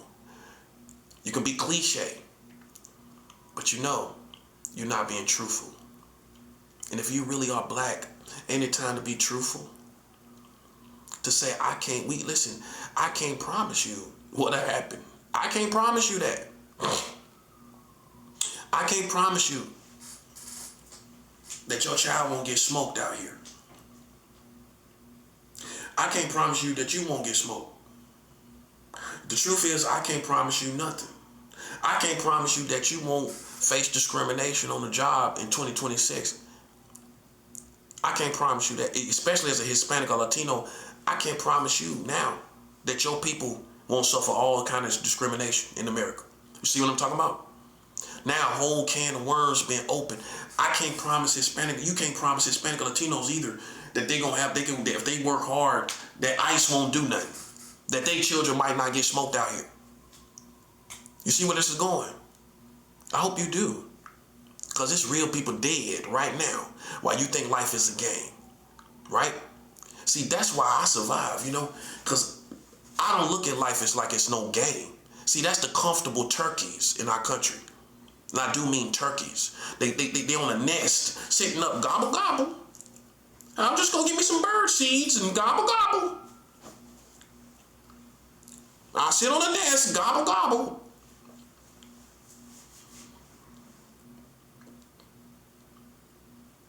Living in a fake reality, man. Listen, I hate to tell you, this comfortable America that you've been used to, it's about to ruffle your feathers, buddy. You're a turkey. Your feathers about to get ruffled. I'll tell you right now. Your feathers about to get ruffled.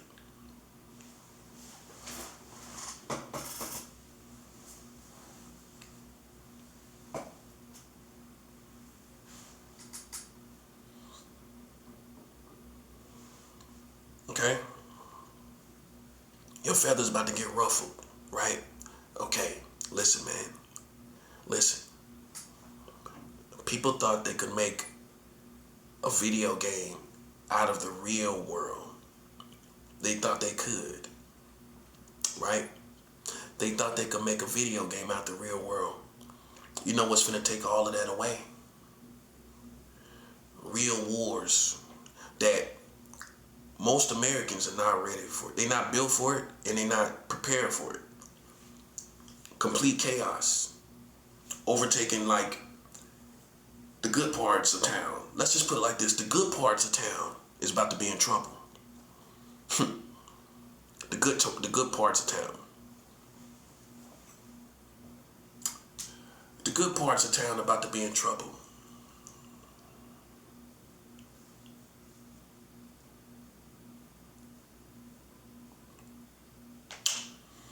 And I don't care if you're evil or not. You can be evil all you want. To a soldier, evil is just an attitude. I still will kill myself. I don't have to be evil to do it. So to a man like me, of my caliber, no pun intended, evil is an attitude just to a soldier. Because I can have the same intentions. I guarantee I can get you out of here. I can get you on up out of here. And guess what? I ain't got to be evil to do it. See, you should have thought about that as a soldier. I mean, a thug might have to be evil to do it, right? Not a soldier. And if you a dumb, ignorant black person, you're looking for me to be evil to do it. When a soldier don't gotta be evil, buddy.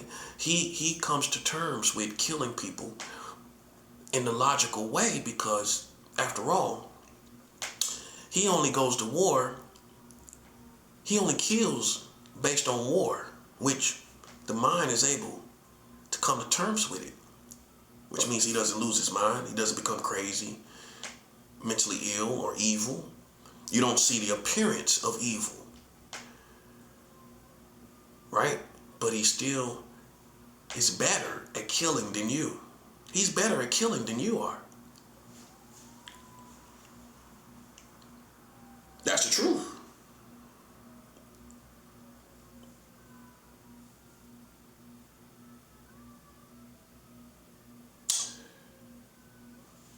Sad to say for the black community, you look for the appearance of evil in your killers.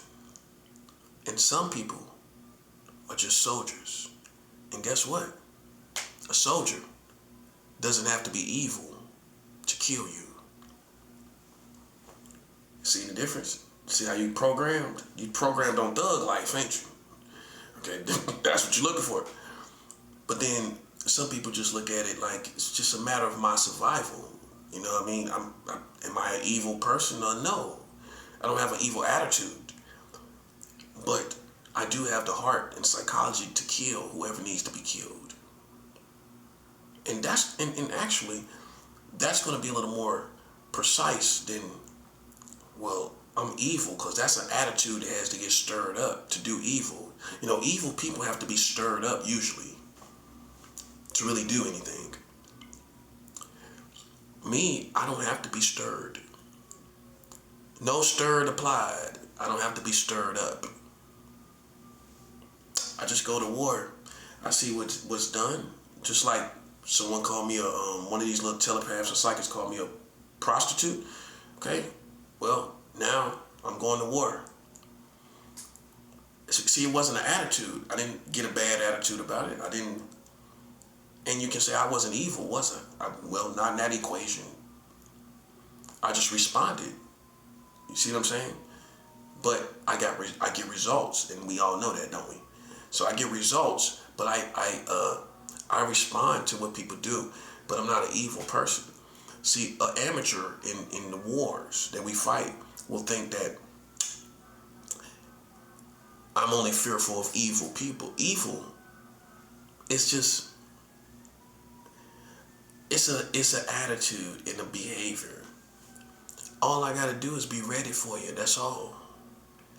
And I don't care if you're evil or not. That's all I gotta do is be ready for you. And that's that.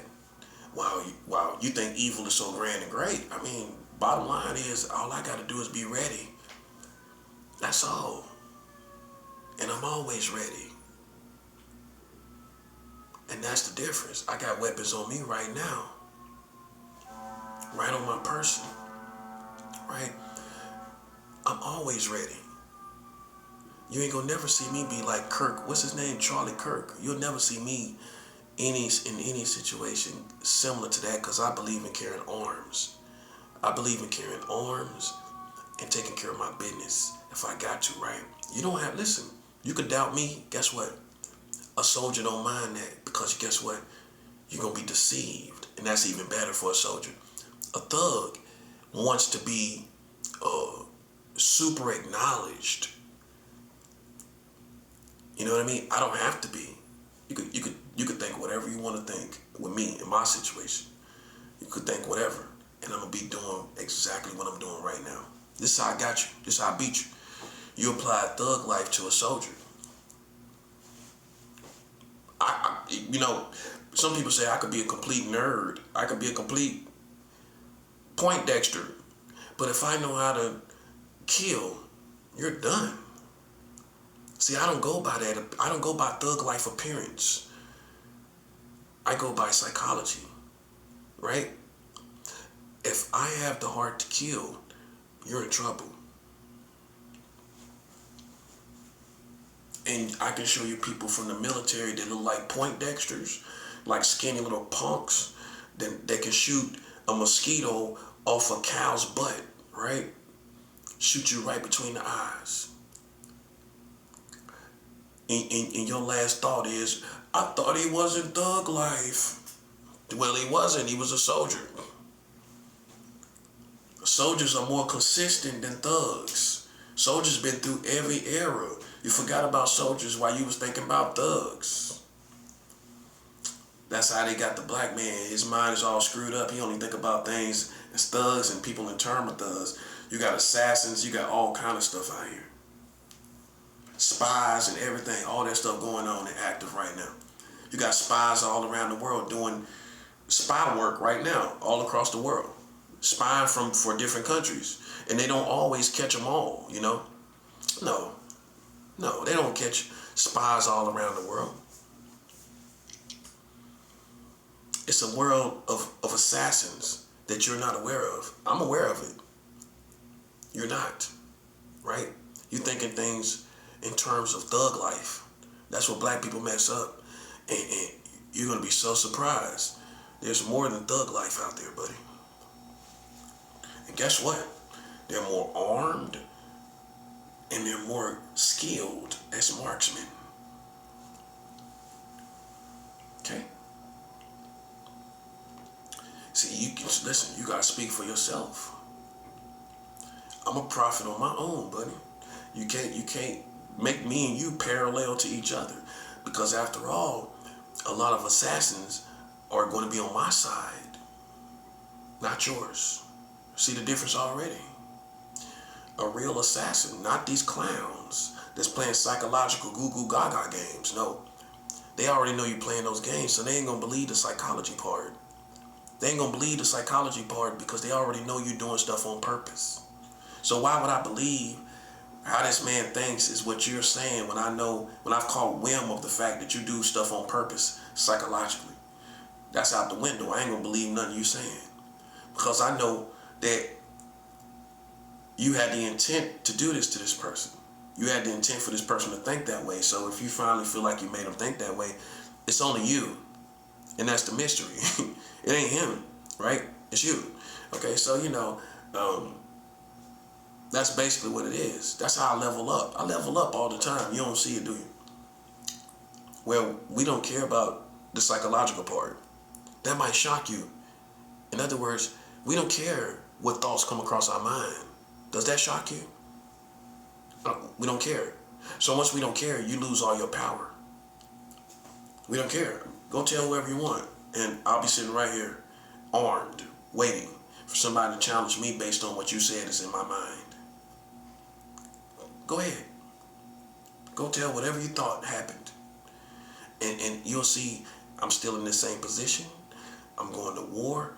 I'm destroying your community by spiritual means. By spiritual means. With fastings and giving offerings around the world. Everybody know my method. Everybody know what I'm doing and how I'm doing it. Okay? So, I'm not in the arena with clowns and children. But I'll use it for a distraction so people won't really know what's going on. See, what I did was, with all the gang stalking, how I switched it around as a man of my caliber, is I just let it be a distraction. Confusion. Intentional confusion. Now no one really knows what to believe. And because you've done all you've done, people are on my side anyway. Which means most people would justify my position. without me having to justify my position. They're going to do it. They're going to justify my position based on your position. See how it worked out? See how it worked out for you, buddy? You see how it worked out for you, buddy?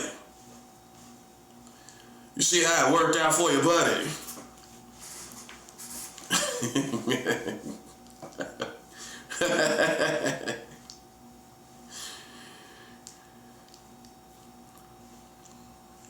Yeah, it's not a game. Listen, as soon as you sleep on me, as soon as you and your little dumb kids sleep on me, you're going to be just like the rest of them. Okay? I did what I had to do. I'm doing what I got to do. I got money going out to California right now today. It should be out there to California. Out there today. I got money going down to New Orleans. Out there today. New Orleans and California. That's a nice blend, ain't it? Tougher blends than you as New Yorkers. You're not tougher than people from New Orleans. No, not black people. Black people in New Orleans, whole different animal from you. You don't think I know the difference? You're uncomparable. You're not comparable to them. No. People in California, them neither. You're not comparable to soldiers in California, buddy. No.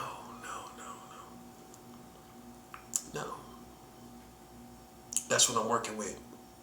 I don't do anything for New York. I don't have to. You know. So, maybe you had me sized up wrong based on some things you heard. I mean, how I would figure that out is nothing is going the way you planned it. Nothing is going the way you planned it, is it? No. So a smart man realizes, okay, well, I don't think this person is who we thought he was. I don't think I am who you thought I was. It's what it is, buddy. You wanted to put on a show, and we put on a better show than you. Well, at best, all you can do is be out there making little noises. Like, you see the little noises they're making?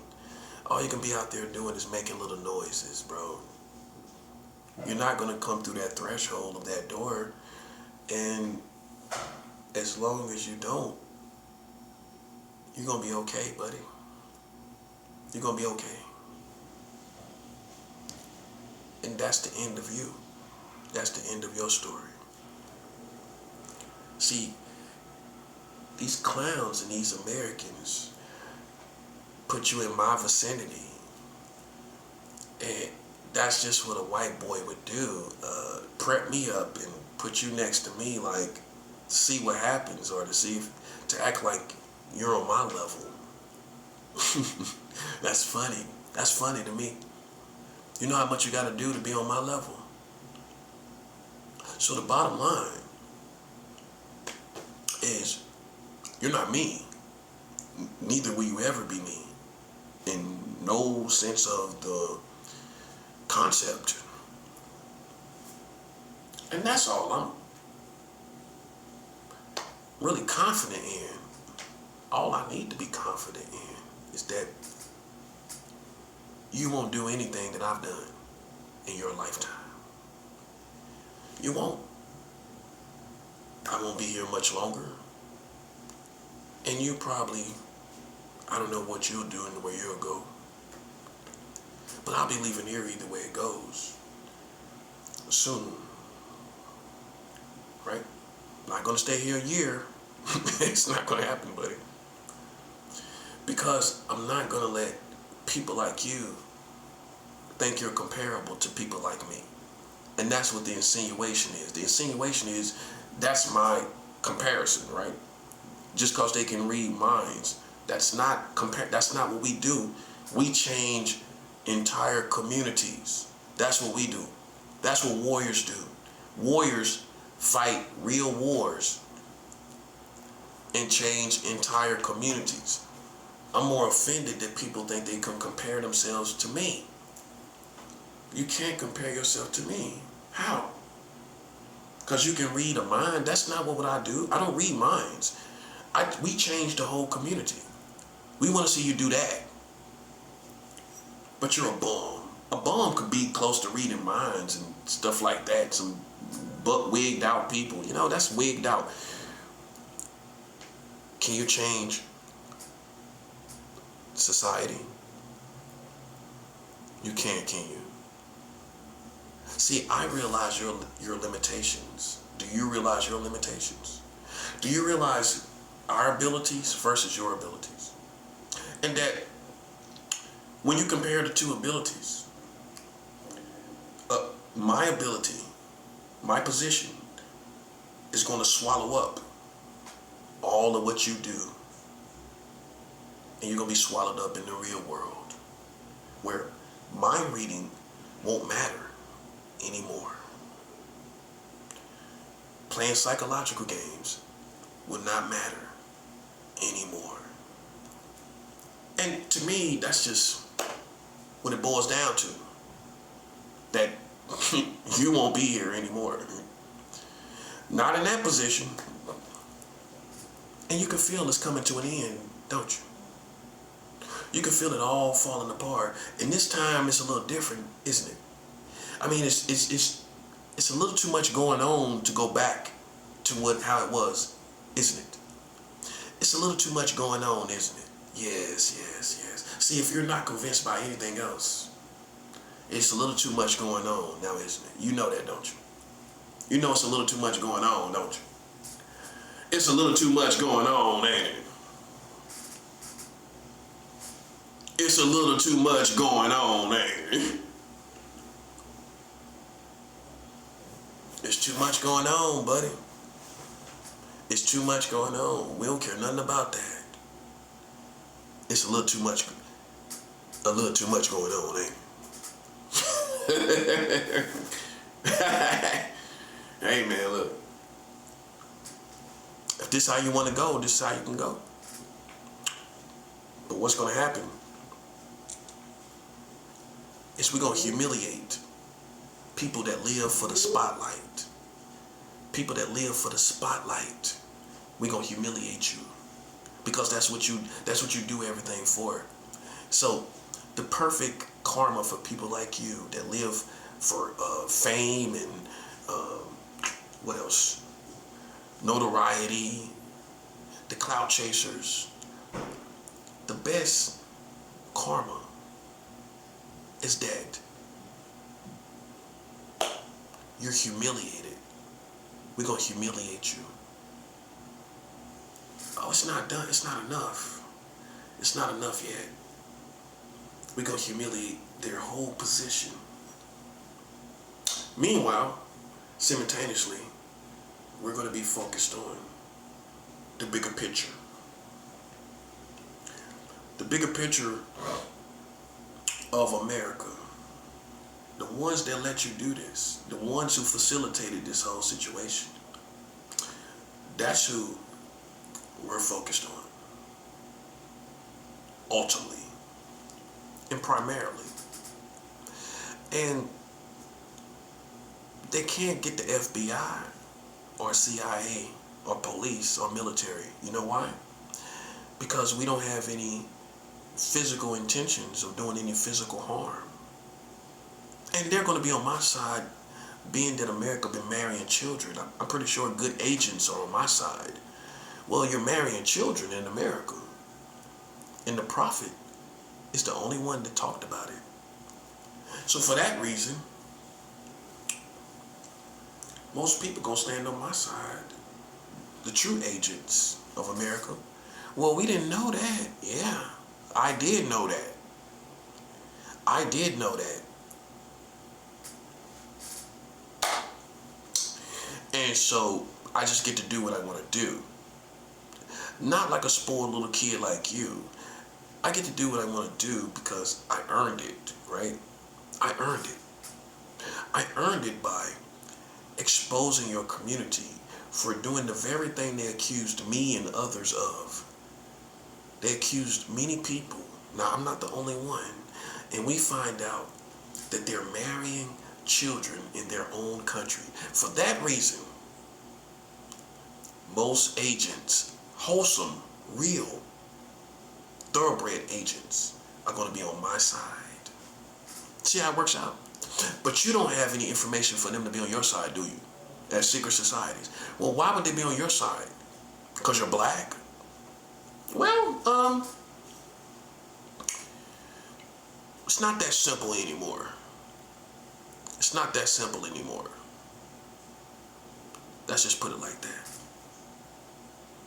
The rest of the world knows how much black people kill each other. The Russians know how much you kill each other. The Chinese in China know how much black people kill each other. They know, don't they? Yes, they know.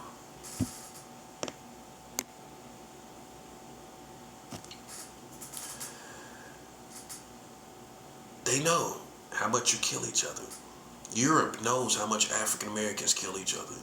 South America, Mexico, Puerto Rico, Cuba, Dominican Republic, Barbados, Bahamas, everybody knows how much you kill each other.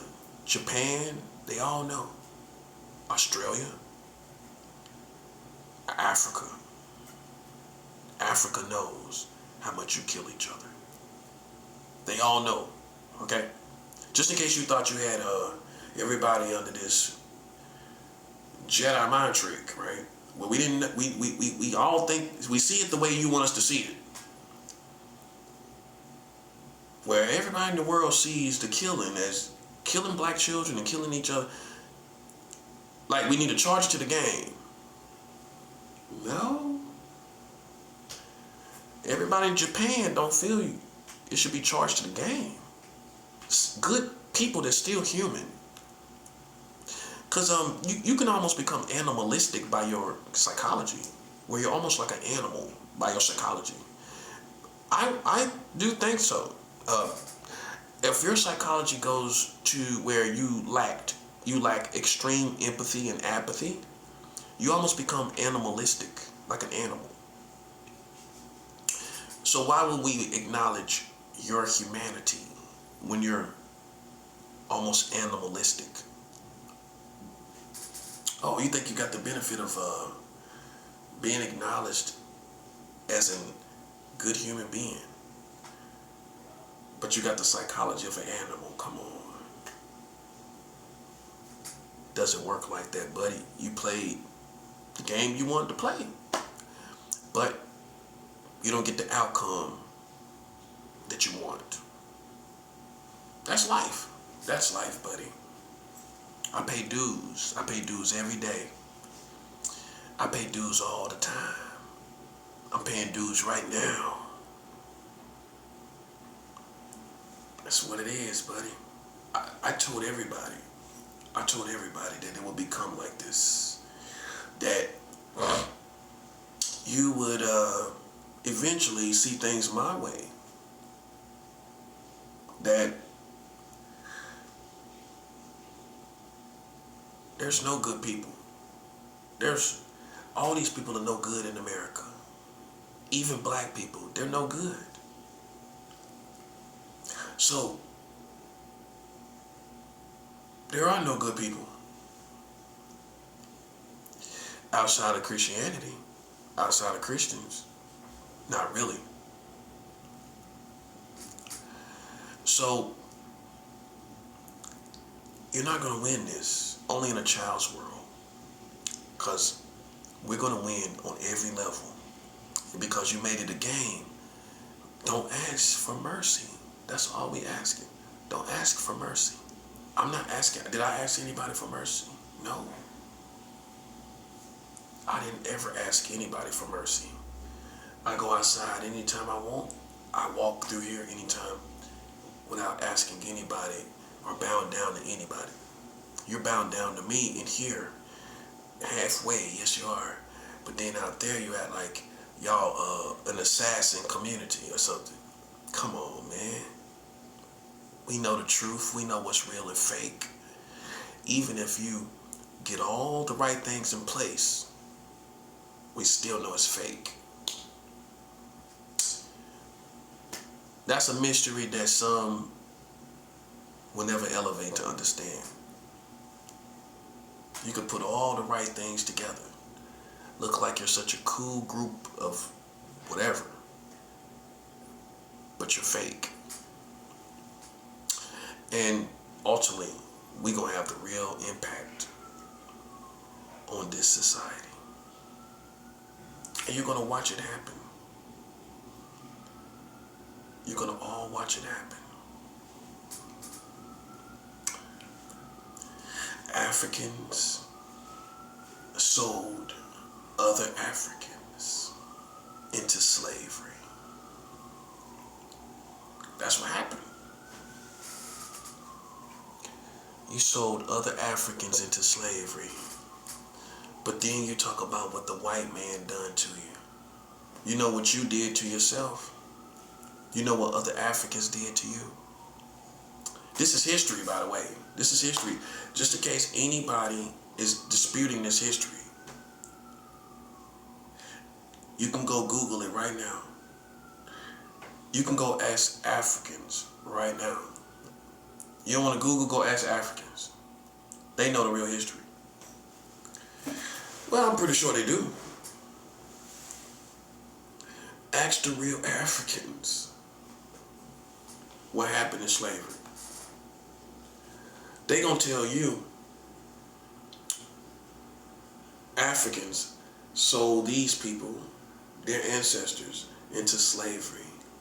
We migrated here from Africa once we seen the success of America.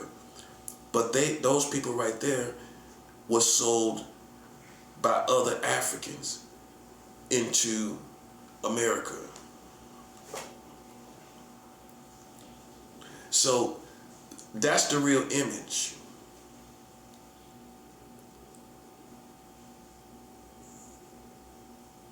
That's the real image of it.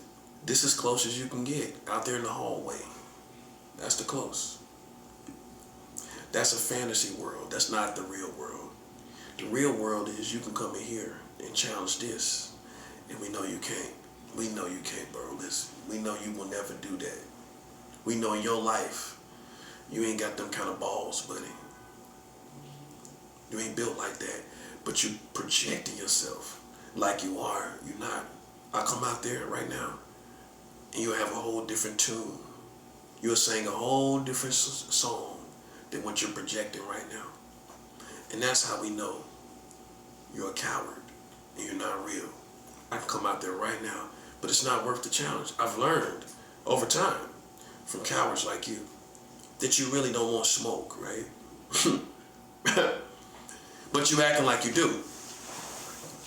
That's where it gets confusing. You acting like you want smoke, but you don't. And because the Americans put you in this position, they're going to suffer with you. The Americans are going to suffer with you. I'm not in trouble, buddy. I just want you to know. I got good mental health. I'm in my right mind. And I practice loyalty. Something you wouldn't know nothing about. And if I don't have loyalty, I don't care about who's out there. We don't have any ties of loyalty. Why would I care? For humanity, humanity is in sides of loyalty. If you're not on my side, listen, you somewhere else. I don't care about you. It's that simple.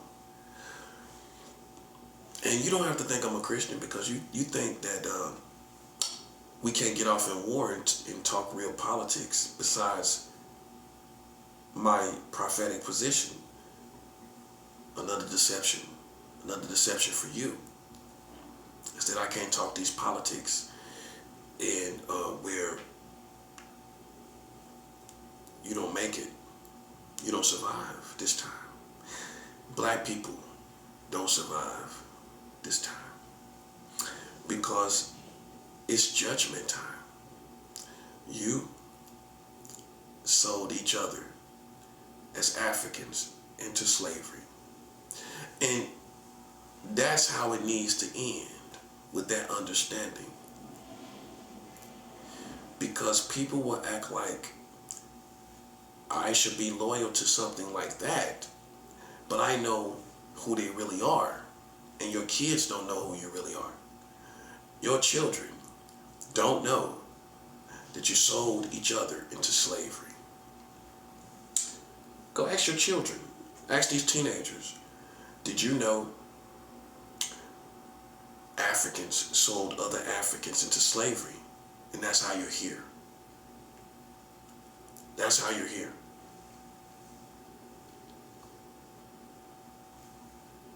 Tell your children. Tell the teenagers that you're here because of Africans, not because of Europeans. That's not true. Not you, not your ancestors.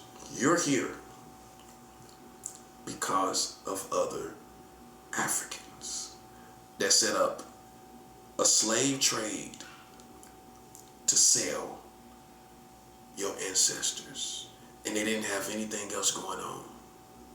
Nope. Nope. Anybody will understand that the African chief, being a ruler, he was going to cover anywhere the white man was looking for slaves. Anywhere that man was looking for slaves. You don't think the African ruler is going to find all those places where he come in at? He going to cover all of that. You think he going to just set it in the jungle? Well, I'm waiting for him to come back here. You think the African ruler was waiting for him to come back in the jungle? Or was he right there where he was collecting slaves the first time? He anchored the slave trade where the white man was coming to. That's common sense. Which means, most likely, your ancestors were sold by other Africans.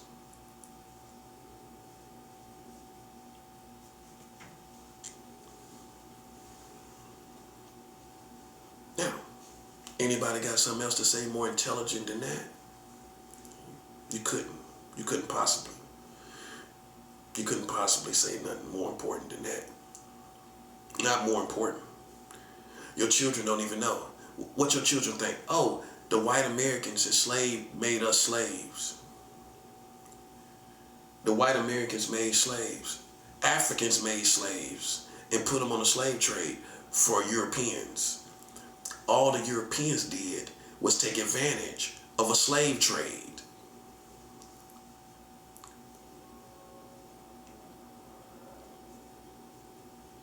All the Europeans did was take advantage of a slave trade.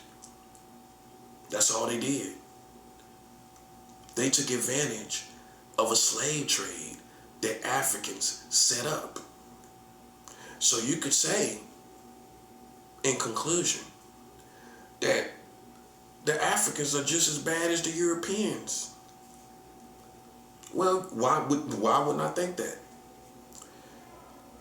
They set up a slave trade. And that's why we're here. We're here because of Africans. Your ancestors. Don't think about nobody else. Your family. Your family right here in America. You know why they're here? They're here. They ain't here because of white people. White people took advantage of what Africans were doing.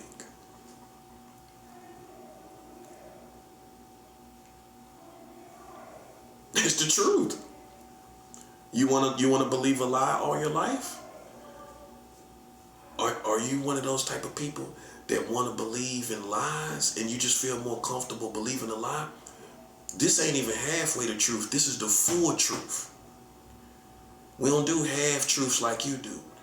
This is the full truth, and I explain to you why it's the full truth. African rulers, if they set up a slave trade, it's going to cover everywhere. Because he's a ruler. Think about it. This man knows all merchants. He knows the whole village and vicinity of the village. He knows all the geographics. How he ain't gonna cover all the whole situation of selling slaves? And he's a ruler. He's gonna have it all covered. Which means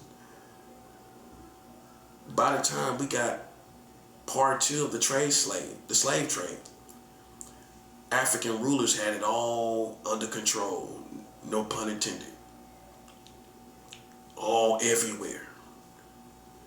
How you looking at it is, it was a little spot in the marketplace. It was a little spot in the marketplace. That's what the chiefs had, the Africans. In a little spot right beside the bread house. He had a little place right there beside the bread house. No. How we know? Because an African ruler is going to cover the whole vicinity in any situation. Which means he took it over. He took it all the way over, which means he had no competition. And being an African ruler, he wouldn't allow no competition. So an African ruler is going to allow other people to compete when he set it up. They're going to be right there and they can compete with us. That don't sound right, buddy, for a ruler. A ruler is not going to allow, especially when it's millions of slaves at stake that he can sell. He sold millions of them, right? Right. You think he going to let somebody else compete? And he already won a war. This is a successful warrior king, African king. You think he's going to let somebody else compete right next to him? And the whole reason these slaves are here is because he won another war. But he going to let other people just be right there and not fight them. If there was some type of competition, he beat them. He killed them. He probably put them on the slave trade too.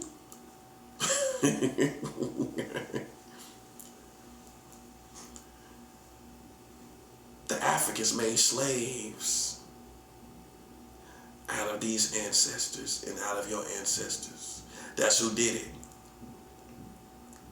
And like I said, if I was the white man, it couldn't have been me. Oh, I would have set the record straight. I would have set that record straight, buddy. I would have set that vinyl straight. That vinyl, not the record, the vinyl.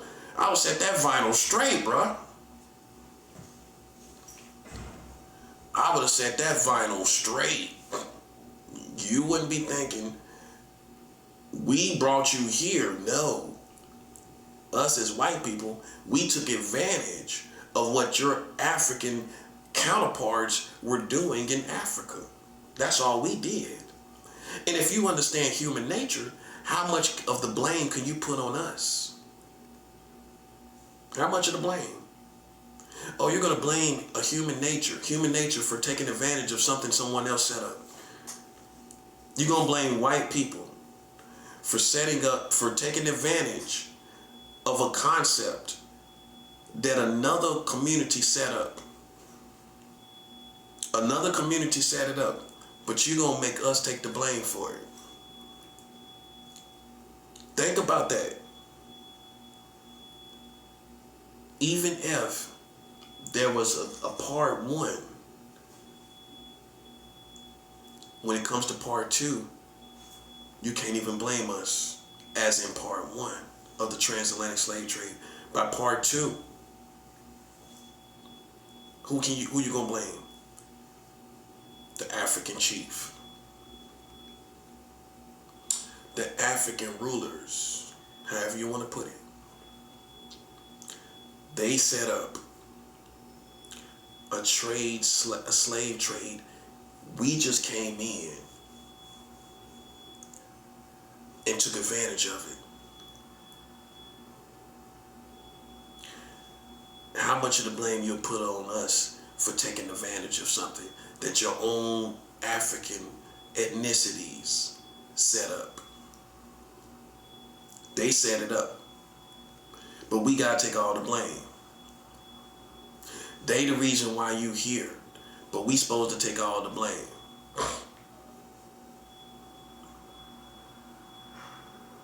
So then you begin to understand,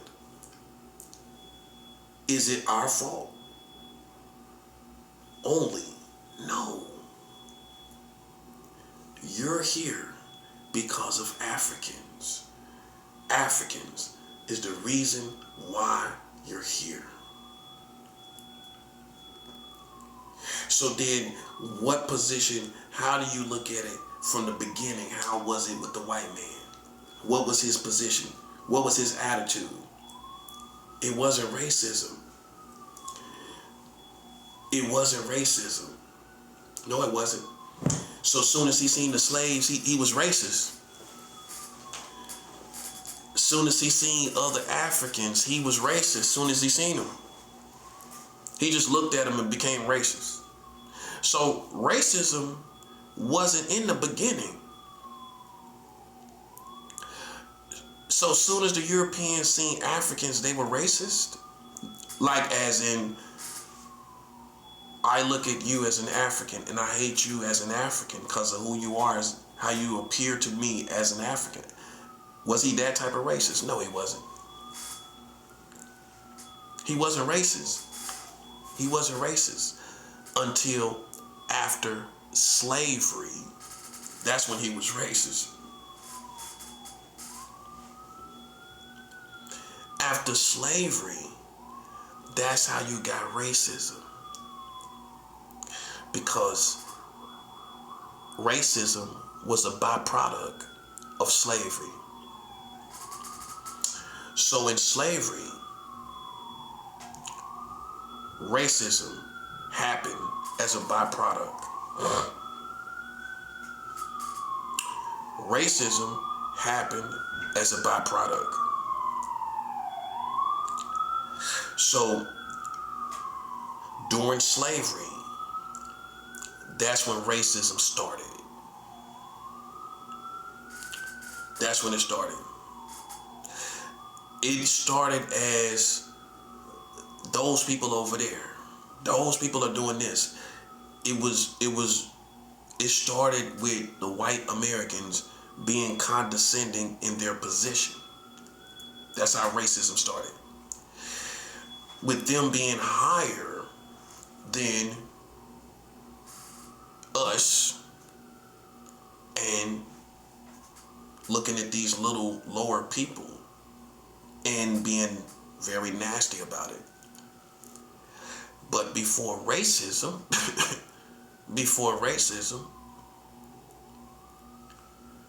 there was slavery. Before slavery, there was the African chief who sold the ancestors into slavery. And I'm not going to let anybody else paint a different picture of the truth. A prophet is going to come show you that's born in America what happened with slavery. The preacher ain't going to show you. The prophet going to show you Africans sold your ancestors into slavery. Now, how you feel about Africans now? How you feel about all this? You're going to feel a certain type of way. You're going to feel like how it's supposed to be, how the Bible teaches you. The Bible teaches you the heart of man is desperately wicked. All of them. See, the Bible, if you're a Christian, God done showed you all these people ain't no good, including Africans. Africans ain't no good. They ain't no good. Look at them now. In other words, man, how you need to hear it, there is no holy people per se that just by nature, they good. They're just good by nature. They're just good people by nature. There is nobody like that. There is nobody just born and good and no. It's just certain things that bring it out in certain circumstances that bring it out. Like the African chiefs going to war with other Africans and his wickedness being brought out by putting our ancestors in slavery. That's how it got brought out.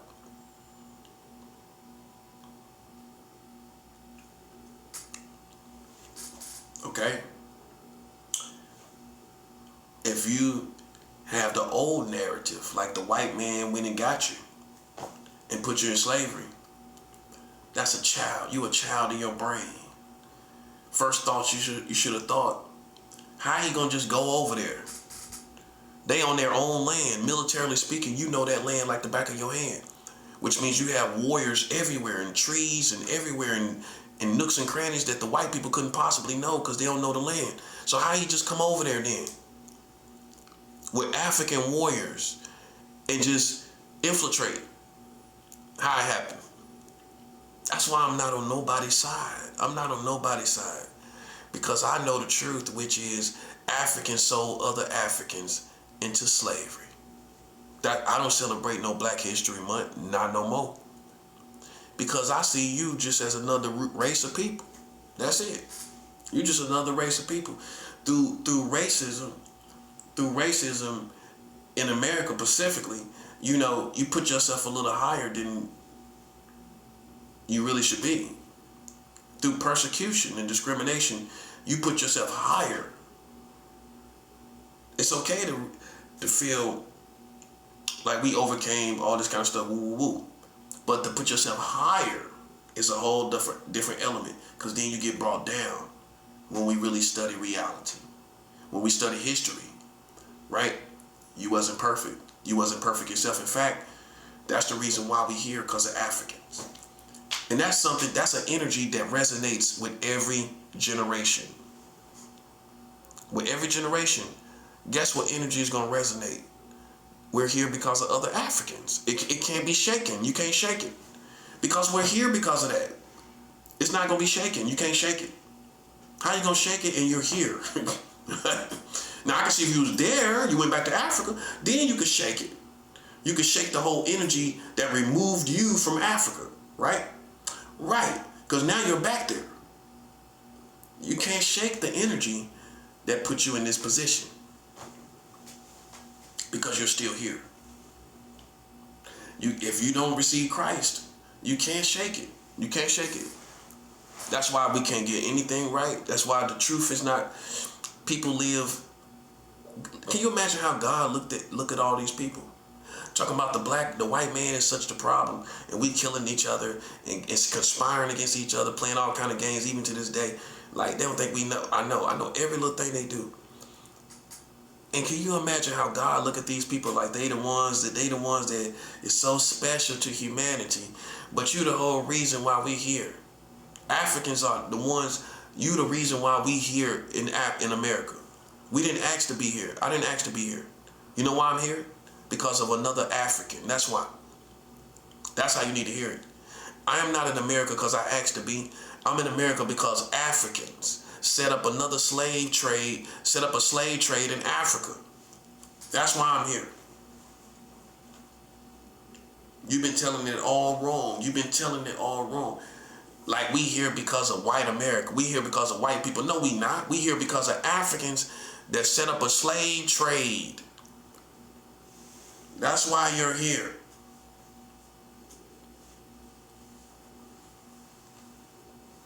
So kill the act. When you talk to an educated man, you should have knew better than that. Look at how we are as Africans. No. Look at the nature of how we are. Look how we are. If we were so good, then we would be good right now. If we were so good, we will be good right now. We're not good right now. So how are we so good by nature? We're not. You're naughty by nature. You're trash, ain't you? You're down with OPP. You naughty by nature, man.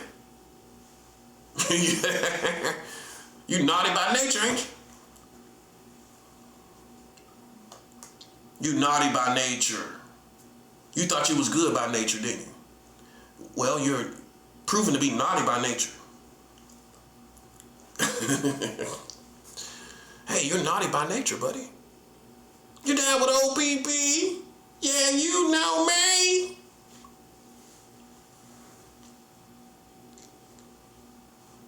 You down with OPP, ain't you? You down with OPP, ain't you? You down with OPP, ain't you? You down with OPP? Yeah, you know OPP, ain't you? You down with OPP. You naughty by nature. All this killing each other, killing children, everything. You naughty by nature, buddy. You naughty by nature, ain't you? You naughty by nature. You naughty by nature, ain't you? You naughty by nature.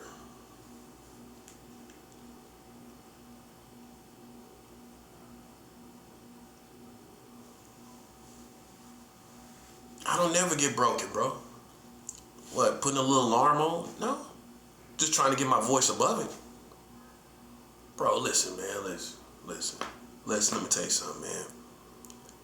Whatever you've been told about me is 100% incorrect.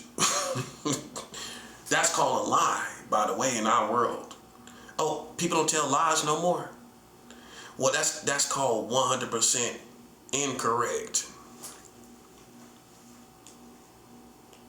That's what it's called. A lie is 100% incorrect, right? Yes. You down with OPP? You down with OPP?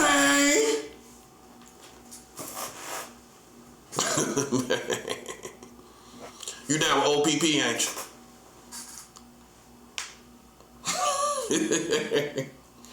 You down with OPP?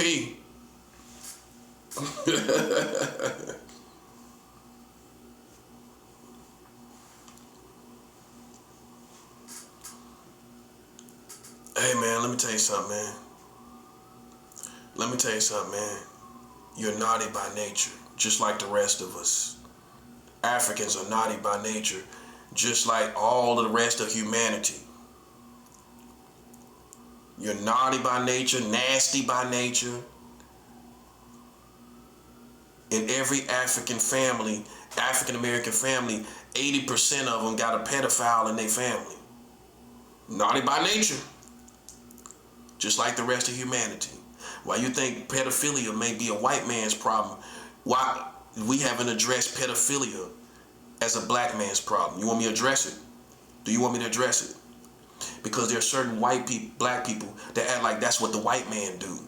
Yeah, them white people be with them kids. Oh, okay. Then why all these black women complaining about being molested when they was children? All these black women in America, all these African American women, why they all complain about being molested when they was children? It was the music, it was the booty shaking music, wasn't it? It was the booty shaking music, didn't it? Wasn't it? The booty shaking music did it, didn't it?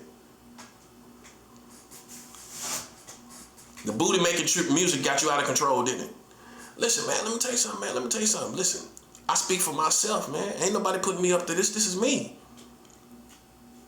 This is what ultimately a real black man evolves to. The truth. That's what I evolved to.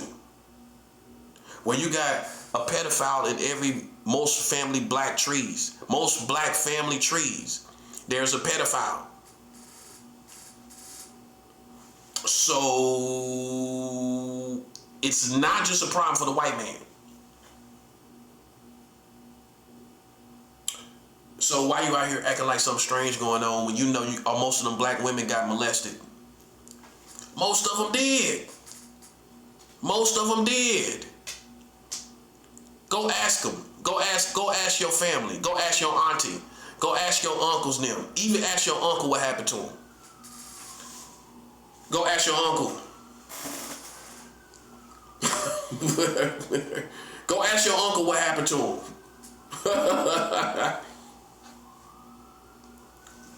Go ask your uncle what happened to him.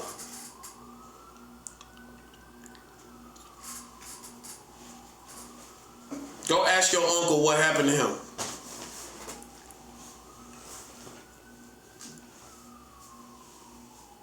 You don't want to have this conversation, buddy, but we got to. Because when black people out here talking about pedophiles, oh, not you. Not you. Oh, the ones that got a pedophile in every family, black family tree. How I know that? How I know that? And these white folks don't know. Well, we gonna tell them now. In most of these black family trees, there's a pedophile in each one of them. Each one. I would say 60 to 80% of all African American family trees, there's a pedophile in each one. That's 60 to 80%. That's a good ratio right there in percentage. Between 60 and 80%. That's how bad it is. It's definitely more than half. Oh yeah, it's more than half. It's more than half. It's in your own family, ain't it? It's in your family too. It's in Kanye West's family when he was sucking a 6-year-old penis, wasn't it? Don Lemon, that's on getting arrested, got arrested. He said he was sexualized when he was 5 years old. Why you acting like something strange? Go ask Don Lemon how the anchor man, the gay anchor man. He was 5 years old when he got molested, when he got sexualized. Oprah Winfrey, she was sexualized by her own brother, right? Tyler Perry, sexualized by his aunt. Oprah Winfrey, Tyler Perry, Don Lemon, Vanessa Williams, the light-skinned Vanessa Williams. Oh, she was sexualized when she was a kid. By a girl, by a lesbian.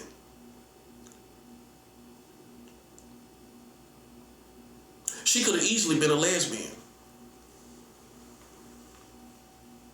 That was one of her first experiences. Do I need to name more? Do I need to name more?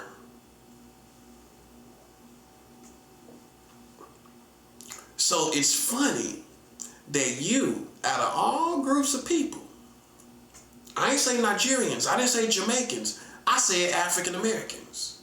It's funny that you will be out here when you got a pedophile, a child molester in almost every family tree. Between 60% and 80% of African American family trees, you got at least one pedophile. And I'm being generous. It's more than one in them. But I'm just being safe. You know what I mean? I'm just being safe. That's the difference between me and you. I'm going to tell the truth as it is. I ain't going to fabricate it. I'm just being safe. It's at least one.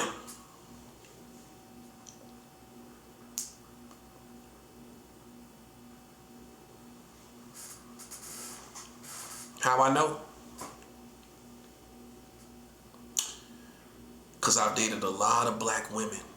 And guess what all of them complain about? Guess what they all complain about?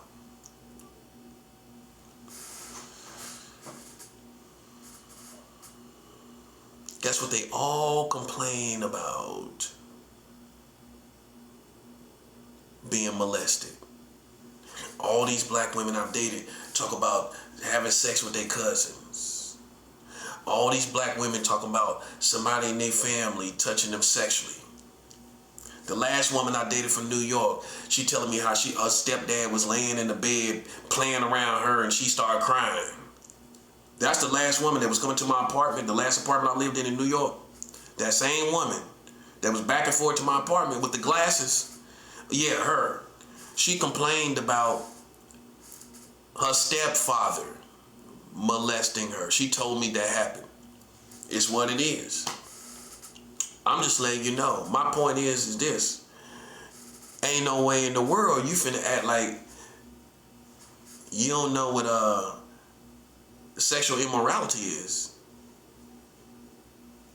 Half of y'all, you been involved with your own family too. Oh, you ain't gonna tell the truth.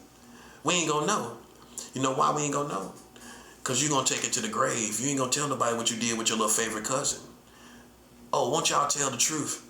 Tell the sex acts that these black people done did with their favorite cousin. You had sex with your favorite cousin, didn't you? You had sex with that's what happens. The ones you got close to. You had sex with them, didn't you? You had sex acts. Oh, you might not did, mature sexual intercourse. After all, you're a child. But you did some things, didn't you? Yes, you did. Yes, you did. You did some things with your own family. And guess what?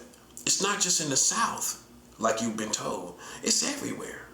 These people that I just named lived everywhere. Oprah Winfrey, Tyler Perry. I can go on and on. And guess what? A lot of rappers, they ain't gonna tell you that they had sex with their cousins. That's why I respect Kanye West for saying that he had sex with his little cousin. You think he done gone crazy? No. Nope. He harder than you. He harder than you, buddy. I know other rappers done went through it too. Where either you got molested, sexualized, or you might have had sex acts with cousins, your favorite cousins, boy and girl. How about that? Boy and girl. And you ain't gonna tell nobody. You gonna take it to the grave because it's against your hip hop image, your rap image. You ain't gonna tell nobody the truth. You ain't gonna tell nobody all the stuff you did. You ain't. Kanye West made it clear he sucked his 6-year-old cousin's little penis. That's what he said. That's what he said. He was too detailed. He was too specific. Reading magazines, talking about his family, reading magazines and everything. And he's not the only one. That's why Diddy, all of these black folks talking about acting like Diddy is strange. Man, y'all stop fronting. All y'all black people be freaky. Doing all kind of stuff. Having sex with your own family, everything, man. How I know? It's because I've dated too many black women that tell me the same thing. And they come from different places what make it so bad. It ain't like it's one place. It's from New York. I had a girlfriend from New York. Told me about her little brother and everything. And then you know what? Human nature ain't gonna tell you all that happened. Human nature ain't gonna tell you everything that happened. They gonna tell you certain parts. But you think she told me everything? No. And you think she told me about other little cousins she probably had sex with? Nope. Human nature is only gonna tell you what they want you to know for how they want you to see them. And usually that's gonna be as a victim. They want you to see them as a victim. So all they gonna do is tell these other little funny little stories. They ain't gonna tell you about the story. What they little cousins, the things they did with their favorite cousins that they enjoyed. They got them stories too. Oh, you're one-track minded, aren't you? You thought they only had stories about somebody victimizing them or sexualizing them. Oh, guess what other stories they got? They got stories besides those stories that happen at different times. Other stories where they sexualize they own little cousins. Where they sexualize their cousins. The difference between me and you is I know what real life is and you out here fronting like you don't know what real life is. You know what I'm saying? When you don't know these black people been sexualizing their own family. And then, see, you should listen, you knew what you've done as a community, right? Then you should have fell back. You stepped out here like a little proud turkey with your little bird chest out and got it shredded and put it on a salad. You got your bird chest out here like you don't know what happened, like you don't know what these black people do, and the truth shredded your bird chest and put it on a salad. That's chicken breast on a salad, just in case you ain't put together.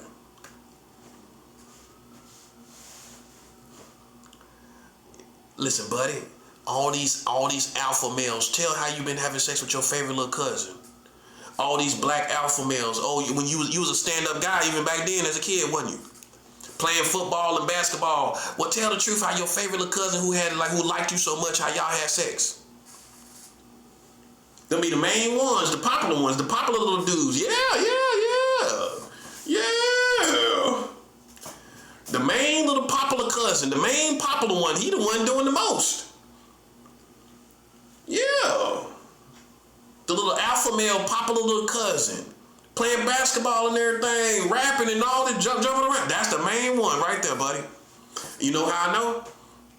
Because that's the one that's going to be cool enough with all the kids to be doing stuff with them that they look up to or that they feel is cute or whatever. That's the one they're going to be feeling comfortable with sexually. That's how kids are. The coolest kid is the one that did the most. All these cool people out here, I guarantee you they had sex with some of their cousins. That's just the truth. It's how it was. All I'm trying to say is don't get brand new, sucker.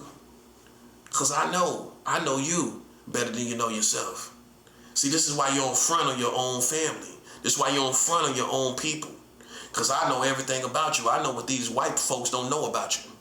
Which is you got a pedophile in every family. Go ask these old school people. And the more far you go back, listen, they're going to tell you, your mama and them, your grandmama and them, all of them going to tell you they've been through it. That's what makes it so bad. It ain't like it now how we do stuff that they didn't do. With all this gang banging and selling drugs and everything. Nah, the further you go back, they did it more. They was which is the ancestors was with their families sexually way more than we was. Oh yeah. They might have not been doing anything else but sex. That's what they was doing. You go back and ask your family. That's how confident I am. You don't gotta take my word for it like the Reading Rainbow. You don't gotta take my word for it, buddy. Go back and ask your family. And I guarantee you, if they're honest with you, they might not tell you the first time you ask them. It might take years. Once you ask them that, it may take years for them to come back to you and tell you the truth. That's grandmothers. That's aunts and uncles. Not the new generation. I'm talking about your mama and them. Go ask them what happened to them. Go ask them, Mom, you ever had anything sexually happen to you from your family, your own family? Go ask your daddy, did something ever happen to you sexually with your own family? Wow, you're going to feel blindsided. Wow, where'd that come from? No, I just want to know. Well, and then that's when you get the conversation, buddy. You'll be so surprised at the old school black people and how much they did sexually with their own family. White people don't know no better.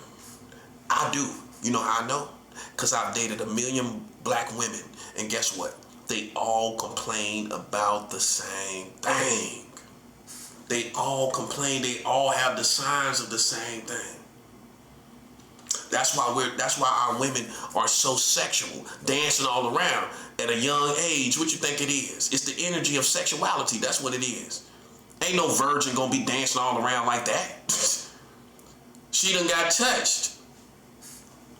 Ain't no virgin gonna be shaking it and moving around like that. That ain't dancing. That ain't only dancing. That's sexuality, man. Look at the dances we have.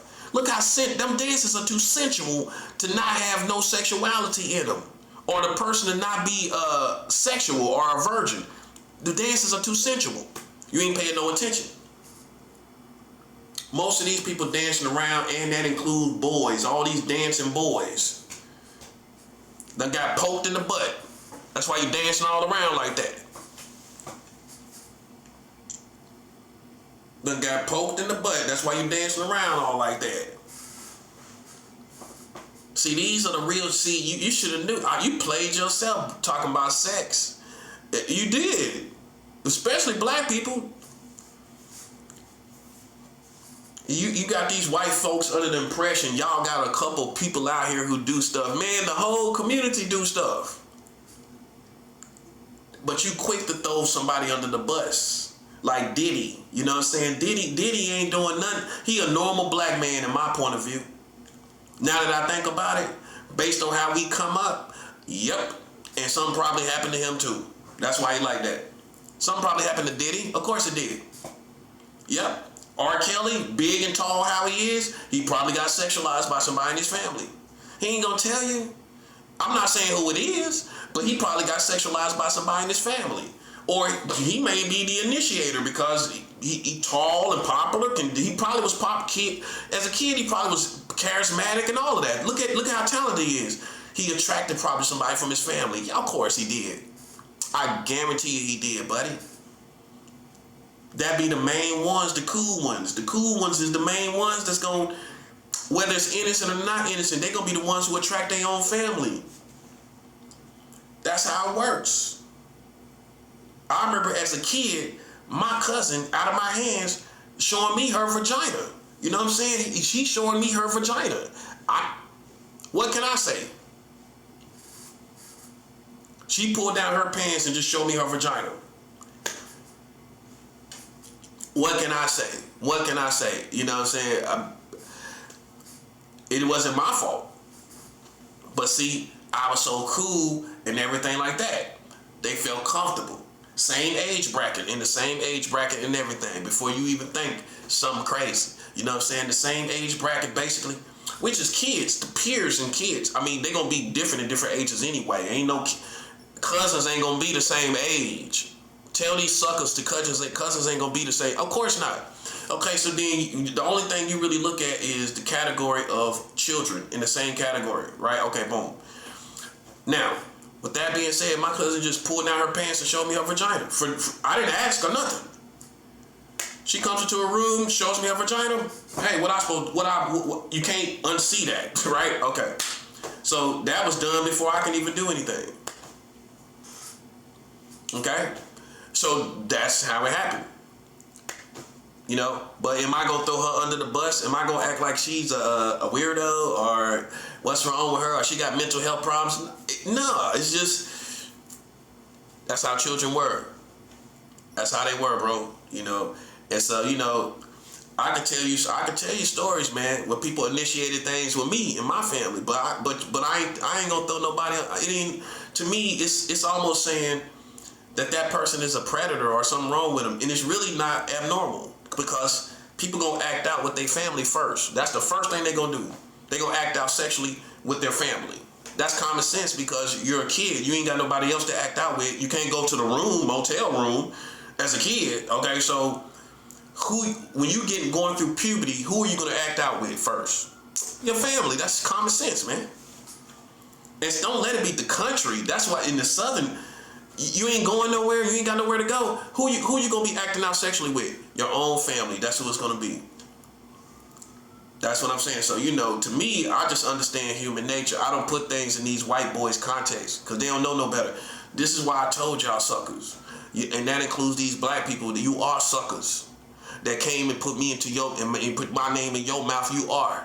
You are to me. You're a sucker to me. Because you already know what it is, and you know these white folks, that you stupid enough to bring them into our business, and then that forced everybody to show you the truth. That forced everybody to see the truth for what it is, because it needs to be seen. It needs to be, and so it is now. It's seen now, right? When you see most of these black families got a pedophile in their family, and these white folks didn't know that. How would they just assume that? Why would they just assume that? I wouldn't even just assume that. You know what I'm saying? Just like, so how would they know the truth then? If they don't assume that there is a pedophile in most family trees in America for African Americans, how would they ever know the truth if they don't assume the truth? And why would they assume that truth? They're not gonna assume that. No, most people gonna be respectful and just say they don't really know. Right. Which made it seem to them that y'all was some kind of stand-up community and y'all wouldn't dare do that. That's foolishness. Just like Jay-Z talking about as when he got the accusations of that little teenage girl, right? He said in Brooklyn, he brought up Brooklyn, when Brooklyn is irrelevant. I mean, I don't know. To me, it is. In that case, was a girl in Brooklyn? So then why? I don't know. Brooklyn can't speak for you, and you can't really speak for Brooklyn in that context. It don't make sense to me. But anyway, he brought up Brooklyn and said, well, Brooklyn, we stand up about these children out here. Some way he put it. Okay, but at the same time, black community got a pedophile, even in Brooklyn, in every family tree, in most family trees. Right here in Brooklyn, buddy. Right here in Brooklyn. Right here in Brooklyn. Right here in Brooklyn, buddy. Y'all listen, you got a pedophile in every family, in 60 to 80% of these family trees, and you can talk about how Brooklyn is stand up for these children or whatever else you want to say. And I still can show you. I guarantee you, is 60 to 70%, 60 to 80% of these family trees right here, even Brooklyn, going back in the old school, they was sleeping, they was doing stuff with their own family. Of course they was. Of course, it don't matter how fast they are, what city it is, the living arrangements. Nope. None of that matters. All that matters is human nature. That's all that comes into play, and we know that exists. We know that exists even back to Africa, where African chiefs sold our ancestors to slavery, right? So human nature is everywhere, right? Right. So that's all I need to know. Matter of fact, like I told you, one of the women that told me about something happened to her, she was from New York, the state of New York. She was from the state of New York. She was from Buffalo. Okay, you can't say no kids didn't go through nothing in Brooklyn. Go tell these CPS people that. Right. So we can open up the numbers in the books. We can open up and see how many kids went through something in Brooklyn. And we already know where it's at. That common sense gonna tell you. We already know that. So you can't go but so far saying Brooklyn is this stand-up community. That's a masquerade. I'm not saying from him necessarily. That's a masquerading position that's a cliche position where we all want to be in and say we about that. But we all ain't about that. You feel me? That's a position that we all want to be cliche in and say, oh, okay, yeah, we all stand up for these children.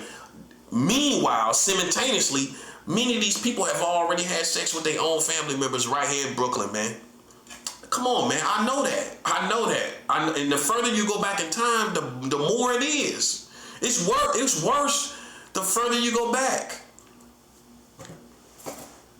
So, to talk a cliche and say we all stand up for these children, I'm going to still show you the bottom line. 60 to 80% of these people that's black got a pedophile in their family tree. 60% to 80% of the family trees, it's a pedophile in each one of them. That's 60 to 80%. I'm sure about that. And how I'm sure about that? Because I've dated women all across the country, and they all complain about the same thing. They all complain about the same, all across state to state, they all complain about the same thing. Somebody doing something to them when they was young. You know what I'm saying? So what that tells you? That basically our parents left us to ourselves. Our parents left us to our own device. That's how it happened. You was unsupervised by your parents. Your parents was irresponsible, or your parents was bushwhack, unsophisticated, and they just left the kids in the other room. This is how it all gets started. There's no supervision. You just assume that the kids are just doing the right thing. You don't use your brain. You don't go in and check in the room and see what's going on. That's what we do as black people. We leave the kids in the other room, and a lot of times it's because we got our own devices, our own vices, getting high and drinking in the other rooms, and we leave the kids by themselves for long amounts of time thinking they good. And when you leave them kids alone for a long amounts of time, they gonna sexualize each other. That's what happens. Why you think they just sitting in there? That's how the stupid old school parents used to think. The kids just sitting in there. How they gonna just sit in there for hours and hours? Being kids that on top of that. Stupid, man. And the kids in there sexualizing each other and everything. That's how it happened when we had all this extra time on our hands by ourselves. Black families leave the kids alone for long amounts of time. And just thinking, oh, they playing the game for about 30 minutes, and then they start doing other little stuff, feeling on each other, touching on each other, and you just was stupid thinking they playing the game for 4 to 5 hours. But they do. But the catch is they doing other stuff too. They play the game for 4 or 5 hours. That's what got you. But then in between, they doing other little stuff. And some days you think they in there playing the game and they not. That's really what it is. Sometimes they play the game for 4 to 5 hours. We all do it. We used to do it. But then some days you don't. But you play later on. You see what I'm saying? Something else take up your time. You know what that is? Kids sexualizing each other in the black community. So most people will blame parents. I hate to tell you. Ain't nobody gonna blame kids.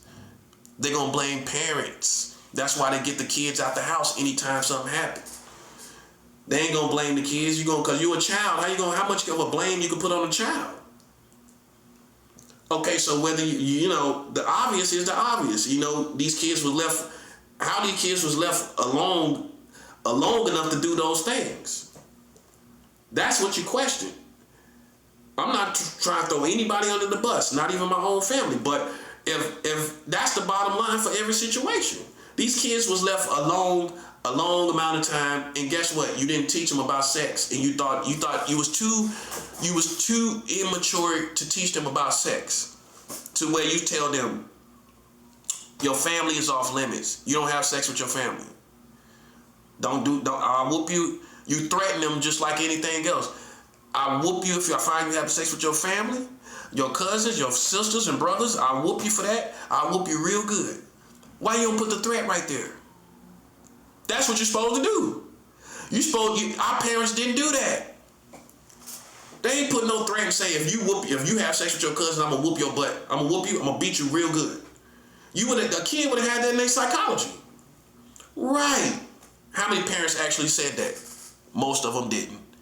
Most of them didn't. And so then you didn't install fear in your children and consequences in your children concerning sexuality with their own family.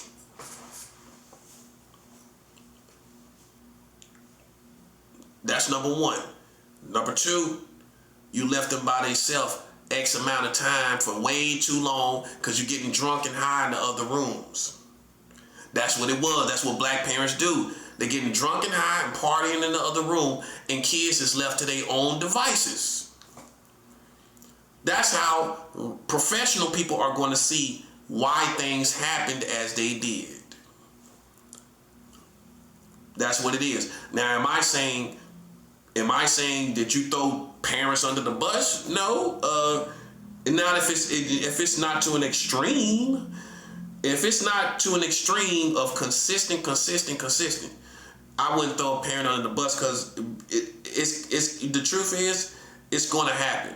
It's gonna happen, bro. It's like, in most cases, maybe these days it might be a little bit different, but back when I was coming up and older, it was inevitable almost, man, for most people, man, because you was gonna act out with whoever's around you sexually. That's just common sense to me. You're not going around anywhere. Who you gonna act out with sexually? You see all this stuff on TV. The first conversation, the most exciting conversation is sex as a kid. You want to try to do some of these things. Let's be human. You can't do them, but you want to do them. Who you gonna try it on? Your family. It's common sense, bro. And people try to demonize it. I don't let people demonize what anybody done as a kid, because you was a kid yourself.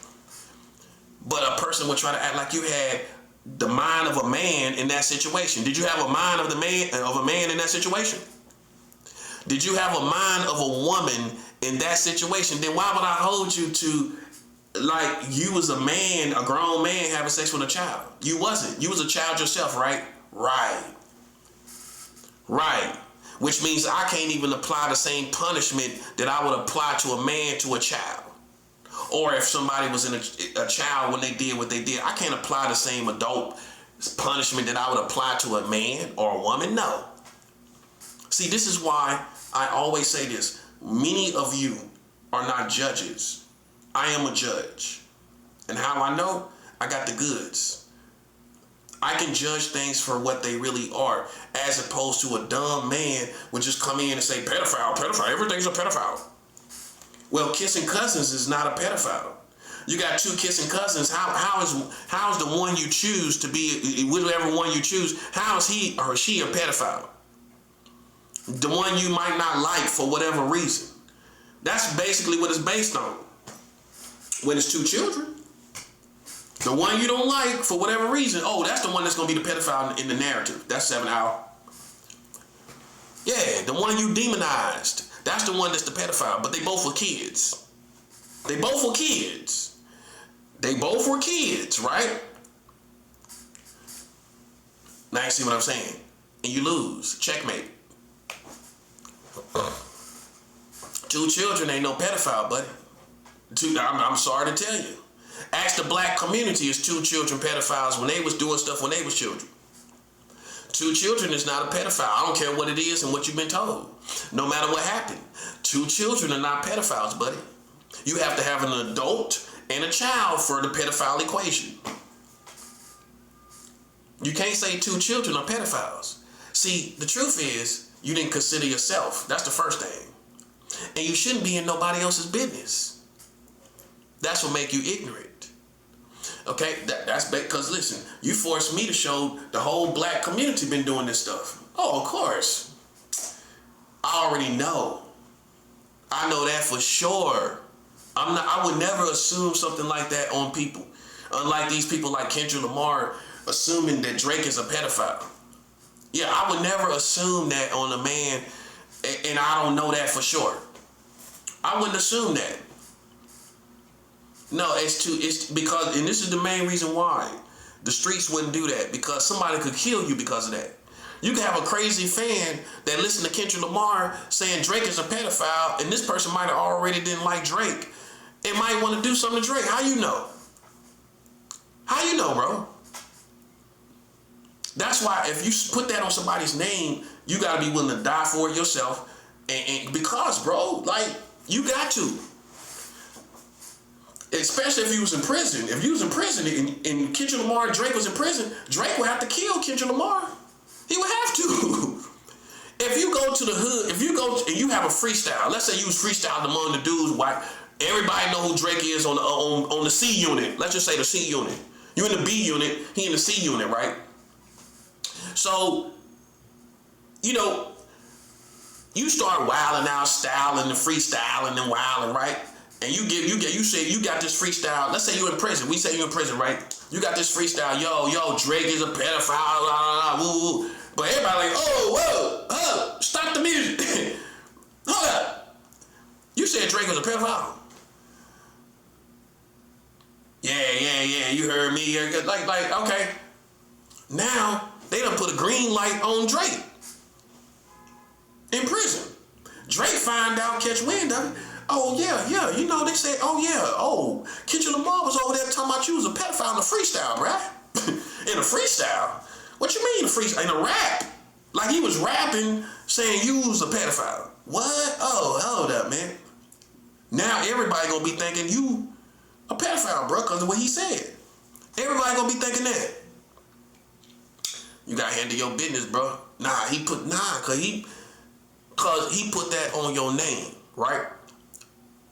This prison, this is worse than the streets. You think you can't let a person say something about that? Anything else he could have said something. That you gotta take care of your business, bro. Know what I'm saying? Like, and that's what people gonna expect of you. They gonna expect you to do that. If you innocent, they gonna expect you to handle your business. Think about it. If you really innocent, no, they gonna expect you to handle your business in prison. Exactly. They ain't gonna, if you sit back, that's almost saying like you balling up and you giving in to what they saying because you know it's true. So now you just kind of you playing the person that's getting ready to get victimized and you balling up and just trying to make it through. That's what's gonna make them think you did it. If you say, nah, I gotta take care of my business, that's what's gonna be considered innocence in prison. That's what I'm saying. Some people think if you talk about something, if you go to war about something, you got a guilty conscience. That's what we say in the black community. You got a guilty conscience. That's a term they do understand. They ain't got too much of a vocabulary, but they do it. But guilty conscience, you'll say guilty conscience, guilty conscience. Guilty conscience. Nah, sometimes people keep it in 100. Some people can set a record straight. Sometimes some people got revenge in their heart. You know what I'm saying? Because of what people did, bruh. It ain't no guilty conscience. They know this country marrying children. I know this country marrying children, but you think I'm bringing it up because I got a guilty conscience? That's what a black person would say. Am I right or wrong? Oh, yeah, I ain't bringing it up because I got a guilty conscience. I'm bringing it up because it's a war, and they've been talking about me, and they marrying children. And see, think about if America came out here to the community. You see how I go up, right? Instead of prison, right? We in the global community. I'm gonna join the Russians. I'm with the Russians now. Nah, because man, listen, you out here marrying children, talking about pedophiles, bro. Do that resonate with you? It resonate a little different, don't it? You out here talking about pedophiles, but y'all these little Tom Cruise, Top Gun, like them little patriots like that, them little bastards like that. You little Tom Cruise little bastard, right? You marrying children out here, talking about pedophiles. So I joined the Russians.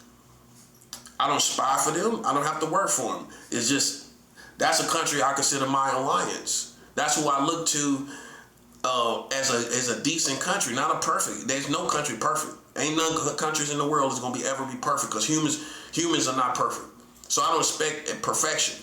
You know what I'm saying? I expect reasonable doubts to situate into lies and you know, and the benefit of the doubt. The benefit of the doubt to what everybody talking about. And you're gonna get that in different countries, man. America played games with people and wind up playing themselves marrying children. You know what I'm saying? You made new laws to marry children while Donald Trump was the president. Donald Trump was the president the last time y'all passed child marriage laws.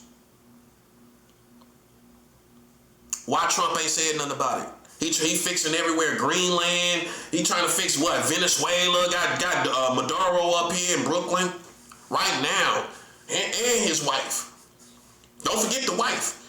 He got Maduro and his wife, which is, to me, unforgivable. I would never forgive nobody bring me and my wife to another country, man. I'll never forgive that. I'll never forgive it. It would be one thing if it was just me. You brought me and my wife to another country, dragging her along like that, knowing she's scared. Man, I would never forgive that. I would never forgive it. I don't care what you talking about. I'll be at war with you for the rest of my life if I was him. See, that's what I'm saying. It's some things you can do. Cause see, even if you was right, this is my thing about that. Even if you was right, it's how you did it that still nobody ain't gonna give you no respect. Cause his wife didn't have nothing to do with it. You gotta put her under investigation. You can't arrest her. What about her? It's worse for the wife. He was talking about Maduro, right? Okay, what about the wife though? What part she played in it? See, that part right there, bro. That's what I'm on right there. If listen, you said Maduro, right? Okay, Maduro. What's his name? Nicolas Maduro, right? Okay, so with Nicolas Maduro, his wife was up here.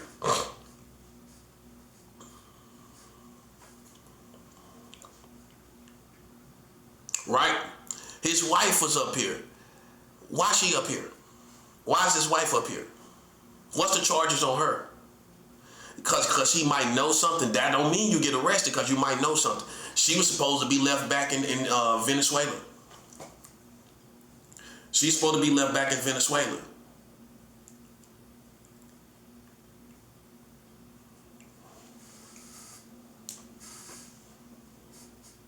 Okay, so all you're doing is playing the game of what can we expose something, but you don't want to expose America's marrying children. So I consider y'all clowns.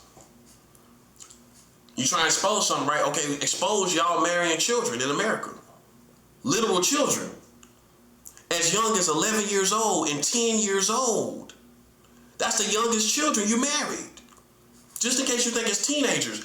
You married 11-year-old boy and a 10-year-old girl in the 21st century. Oh, you thought those children that got married, I was talking about something in the 70s. No, that wasn't in the 70s. They married them girl, that 10-year-old girl, an 11-year-old boy, 11-year-old boy in the 21st century, after the year 2000. In the early 2000s. You can't come back from that, buddy. That's 10 years old. That's all the age brackets you become. That's the youngest age bracket. I go from 1 to 10. That's one age bracket. Then from 11 to about 14. And then from 15 to 17. 11 to 14 is still a different lane. 15 to 17 is a whole different lane. You talking about the last one. Now we talking about you marrying a 10-year-old girl. A 10-year-old girl? That's unbelievable, man.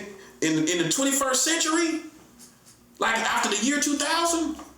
That's all I care about. It was after the year 2000. Y'all married a 10-year-old girl, more than one of them too. Three of them.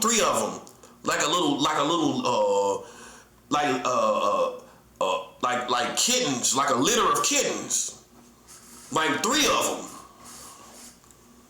them. Can't be serious. You can't be. marrying 10-year-old girls in the state of Tennessee. You can go look it up. In the state of Tennessee, they married 10-year-old girls. In what, like, I think what, around the first decade in the year 2000? Oh, that's what it was. Long as it was after long as it was after the year 2000, that's a liability, buddy. That's a liability. If it was the 80s, the 70s, the 60s, nah, nah, buddy. That was in the year. That was after the year 2000. Y'all marrying 10-year-old girls. That's what. See that part? Yeah, nah, buddy. Nah. That's what I'm saying. Nah, buddy. 11-year-old girl, 11-year-old boy, 11 years old, man.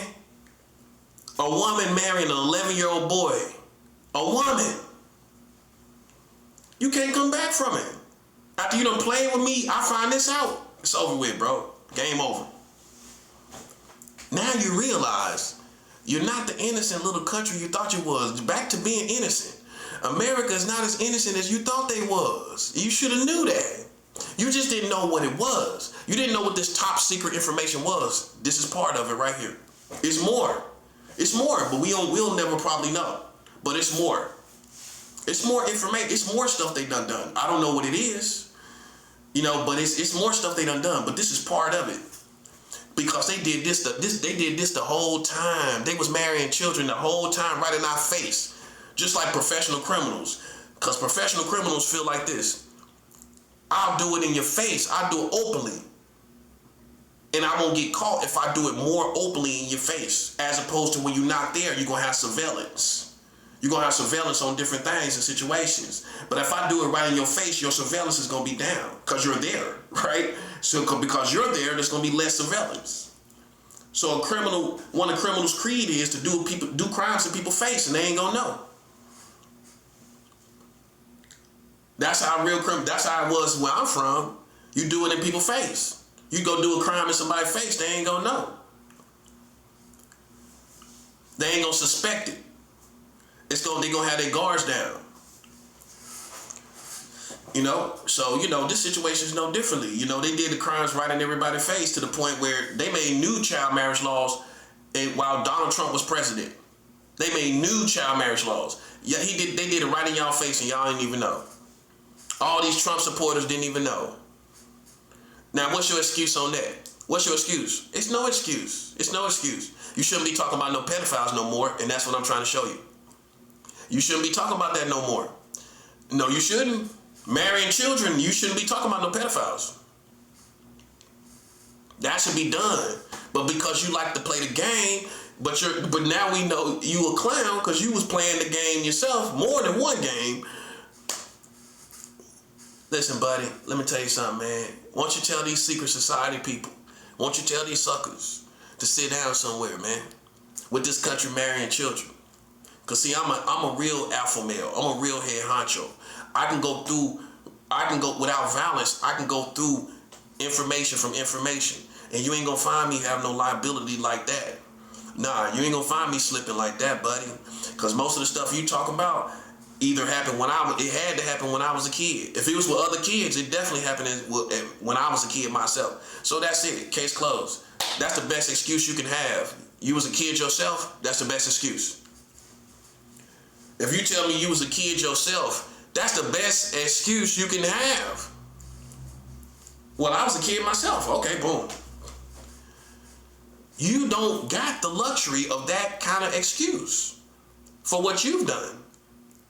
Okay? You marry children as grown men and women. And I can prove that. Me and you in two different situations, little buddy. And that's that. That's all I'm saying. Am I saying anything people don't understand? I'm not saying nothing going over your head. I break it down too clearly. People lying, talking about I'm hard to understand. That's a lie. How I know? Because I'm a teacher. A teacher gonna break everything down. A teacher gonna break everything down, buddy.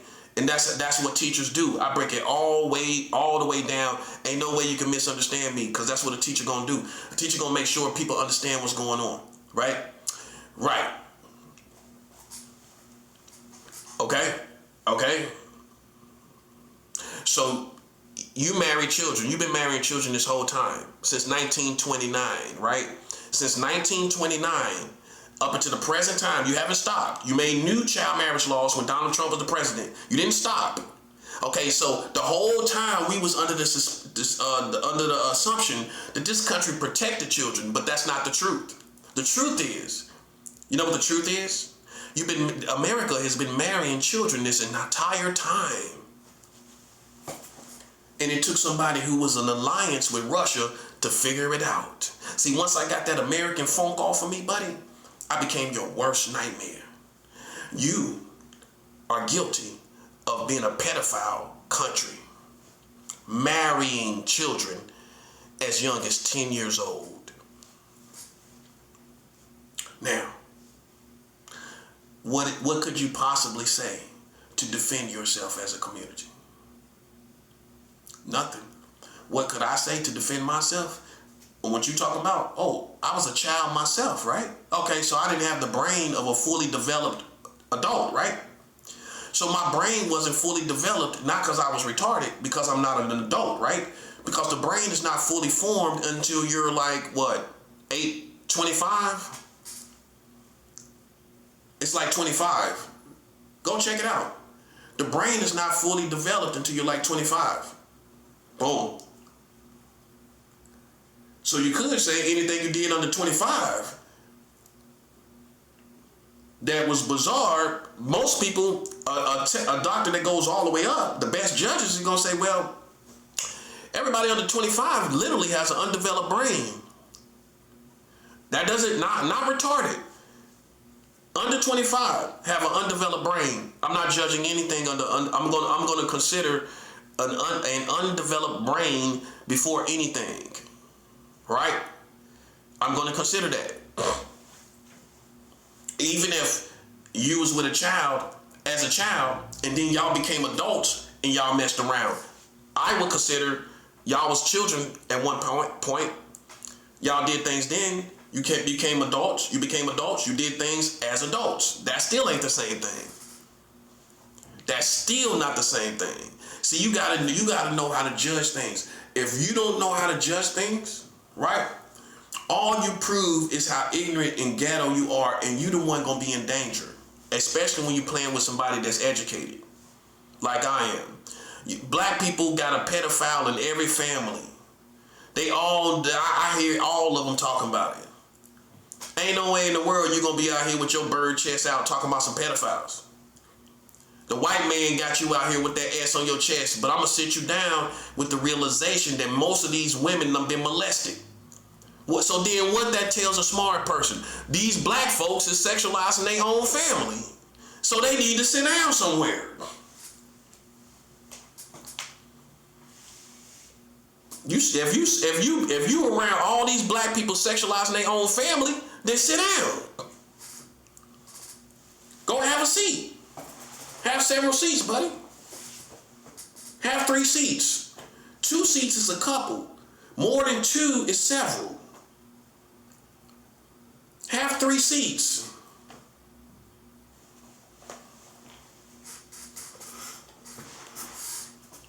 Okay? That's what you got to do right now. Tell the gay community to have several seats. You didn't know. I did. Have several seats. You didn't know that all these people be sexualizing their own family. Oh, well, you would know if you gay, because the first act was somebody in your family, wasn't it? Most black gay guys, who sexualized you first? Somebody in your family, didn't it?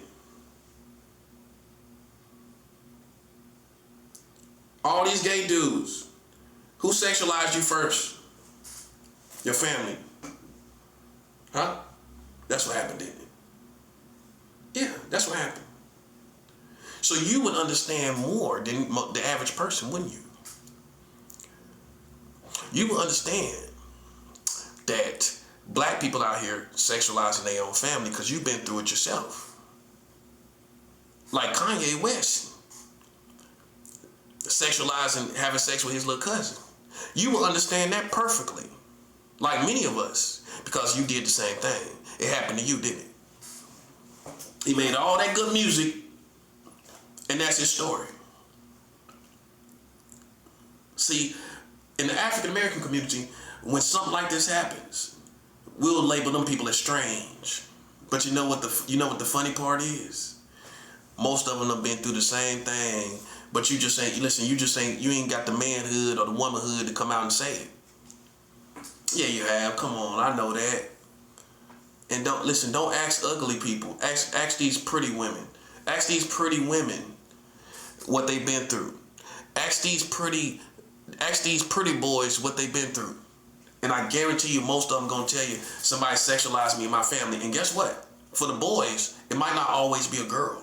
It might be a woman. Oh, you didn't know that, did you? Tyler Perry said he used to have to dig a key out of his aunt's vagina. No, a house key.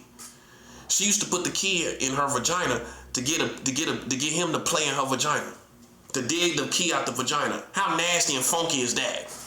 With the key smelling funky. Can you imagine the trauma? Ooh.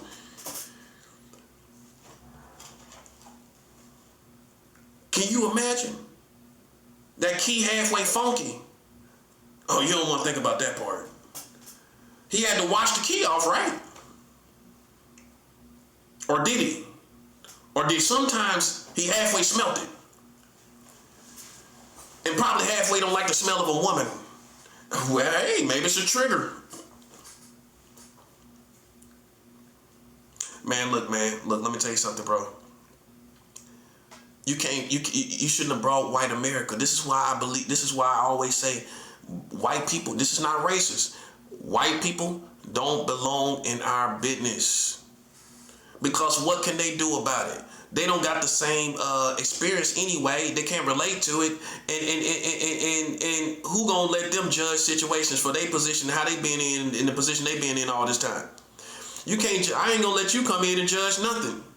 The hell holes you put us in for all this kind of stuff to happen. Well, the bad conditions is what led to it, and all the drugs and everything that you allowed to come into the country. Man, how you think how cocaine didn't get in the country with the government allowing it? It was what they consider a necessary evil. It was a slow kill to black people. Boom. Checkmate. All it was what all drugs was a slow kill for black people. So they could make sure there would never be another Malcolm X and MLK. That's why crack came right after that. Crack came to make sure it wasn't going to be no more Malcolm X and no more MLK, buddy. And it didn't. It didn't happen. It was a form of drug genocide. It swamped the whole community. It changed everything. It was party all the time. And we produced no more Malcolm X's and no more MLKs. You know what happened to them? They went out to the streets. I'm sure there was Malcolm X's or people inclined to be like them. I'm sure there was people inclined to be like great leaders. You know why they never came? Because the game soaked them up. The game got everybody. That's what happened. If you wonder why there was never any more people like that, the reason why is because the game got them. Killed most of them. Promising Malcolm X's. You don't think nobody else was like that? Among all these competent black men, you don't think nobody else was like that? Of course it was. They got killed in the game. You ain't look at it that way. You telling me all these black dudes that got smoked out here, none of them was special. None of them was like Malcolm X or MLK. None of them. You can't say that with confidence, man. You can't say that with confidence. I can say with confidence, it had to be somebody in all those people that out there got smoked. It had to be somebody that was inclined to be like Malcolm X.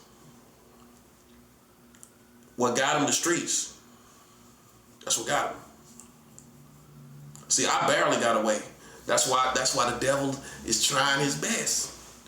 Because you see what I'm saying? And I'm doing the right thing would make it so funny. But you see how the devil's still playing, right? Right. That's why I don't pay them no attention, because I know I'm on the right track. I know I'm on the right track. Because see, you used to being able to swallow up these people and swallow them up to the game. That's why the game is like that. That's why the music pushed the game and everything. So people can keep dying this way, keep dying out there in the streets. And you don't produce no Malcolm X's, you don't produce no MLKs, and nobody don't suspect it of racism or nothing. Think about it. Nobody gonna ever suspect that we out here making sure it's no Malcolm X and nobody like that. No, we don't want nobody like that coming again in America. So what we gonna do? We need to send some kind of chemicals or something. They're gonna think along substances. Then the light bulb gonna go off. Oh, drugs. Cocaine came to America in 1898. That's when cocaine came to America, officially. Now, if you want to be split hairs and act like you know better, you don't believe information, hey, you that type of person, stay a space cadet, stay a pace, because you can't give us no dates. When did cocaine come out? Cocaine came to America in 1898, in December 1898. That's when cocaine came to the United States of America. Okay? That's when cocaine came here. Going on 70 years away from 200 years ago. 70 more years it was almost 200 years ago. Okay? 72 years. So this is what I'm saying. All these things that happened, the punchline for me is, I don't have to get out of this situation by myself. God considers everything that happened and all that has been going on. And that's why all of this is happening to your entire community. I have no fear. I have no fear because I've already lived my life. A man that haven't lived his life is the one that has fear. If I've already lived my life, you can't make me afraid of death because I've already lived. The best day of my life was when my son was born. I was in the hospital, seen him born, everything. Cut the cord, all that stuff that men do. I did all of that. That was one of the best days of my life. The first best day of my life will be when I received Christ with a whole heart. When I can remember that day. The next day will be when I was baptized in the Holy Ghost. I've already lived my life. The only person scared of death is a young man that has never lived life. Doesn't know what it is to make love to a woman. To have love between you and a woman. To drive a car, to go to different places, and to do certain things that you plan to do in your head. Only a young man is scared of death because he hasn't done anything. He hasn't seen any places. He hasn't been anywhere. I've been everywhere. I've been through most of these cities. I've been all over. So why would I be afraid to die? I'm too old to be afraid to die. So the intimidation or pressure of that doesn't affect me much, you know. But I have to stay on my mission. I have to stay. And as a young man, older man, you give your heart wholeheartedly more to your mission, whether you live or die. Only a young man is scared to die. You get my age, see, Tupac, no disrespect, he didn't live to be my age. He wasn't scared to die though. But when you get past your 20s and your 30s, that's the best years of your life. Is your 20s and 30s. That's gonna be the best years. 40s and 50s, I mean, you know, you can do stuff, but your best years is gonna be your 20s and 30s. That's being real. You can do exciting things, you can do whatever you want to do, but let's keep it real. Your best years is your 20s and your 30s. That's your best years. After that, you can still do good stuff, fun stuff, but your best years is your 20s and 30s. You know, that's facts. So once you don't live your 20s and 30s, you are a lucky person. You know what I'm saying, to live your 20s and 30s out. You know what I'm saying. So for me, man, that happened, and so you know, I'm not a 22-year-old kid. You know what I'm saying, that I've lived longer than Malcolm X. See, what people forget is I'm older than Malcolm X. I'm not a baby.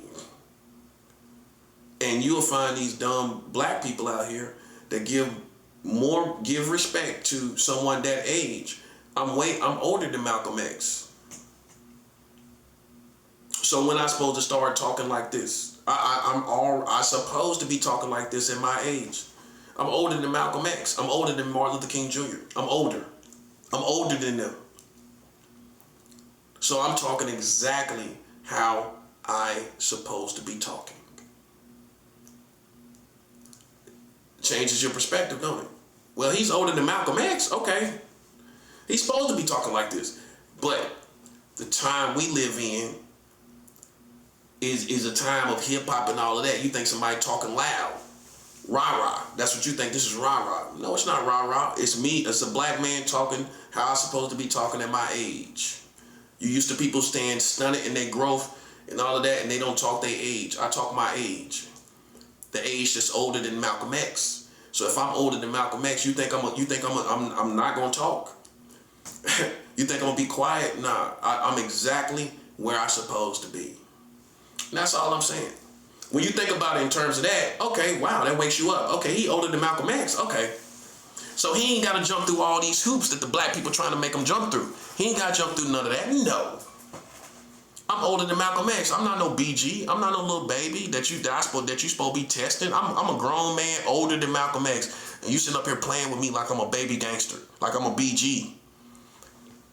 You know what I'm saying? And I'm older than Malcolm X. So then you got to pull yourself away from these same people. You got to pull yourself away from them. You know what I'm saying? You got to, because you know, and they don't. Some people are so retarded, they don't even know you older than Malcolm X. That's what I'm saying. Okay, so they ain't even think about that. But you. So you know. That's why you got to know yourself, man. That's what Sun Tzu taught in The Art of War. If I know myself and I know my enemy, I need not to fear the outcome of 100 battles. You know, you got to know yourself. I know myself. I'm older than Malcolm X. That's who I am. That's myself. So I supposed to, why they treat you like a boy, the reason why, because y'all in a wasteland when no men are being produced anymore. So by the time you find a man as young as I am, you think I'm still a boy like the rest of these people, because they ain't producing no men no more. So you think you gotta test me like I'm a BG, like I'm in my 20s. I'm older than Malcolm X. That's right. That's the first thing a man like me should be talking about. An intellectual be saying, yeah, I'm older than Malcolm X. So you can wake up to my age and wake up to the respect of me like I'm supposed to be respected. I'm older than him. Not the same age, older. And you still jocking everything he said. I'm just saying. I'm older than Malcolm X. And that's what I'm going to keep telling you, so you can get it. And get it through your head. Like they said in Coming to America, get it through your greasy head. You remember Lisa's daddy? Get it through your greasy head. The girl don't like you. Get it through your greasy head. I'm older than Malcolm X. There you go. Now you're getting it. Okay? That's why they own me like that. Now you see this real energy. You should feel bad. You should, listen, you don't got to. You should, but listen, I don't feel bad for what I'm doing. Because things have changed since Malcolm X, hasn't it? Yes, it has. He didn't get to see the crack epidemic. He didn't see all this stuff that's going on in the world and the country with black people killing each other. He would have been, him being of a higher caliber, he would have said something about all of this. You don't even know if he would have stood on your side. You assume Malcolm X was too thorough, bro. If he seen all this stuff that black people doing to each other, I can't say. Farrakhan is done say he gonna stop talking for a while because black people just listen to him like a lovely song, but they don't do what he want them to do. This is what Farrakhan said himself. Yeah, Farrakhan does say that. You can go check that out on Savior's Day Message 2020, July 4th. You can go look at the whole message where he say he finna stop talking. He finna go away for a while from black people. When Farrakhan say that, that's a wake-up call. And you missed it, didn't you?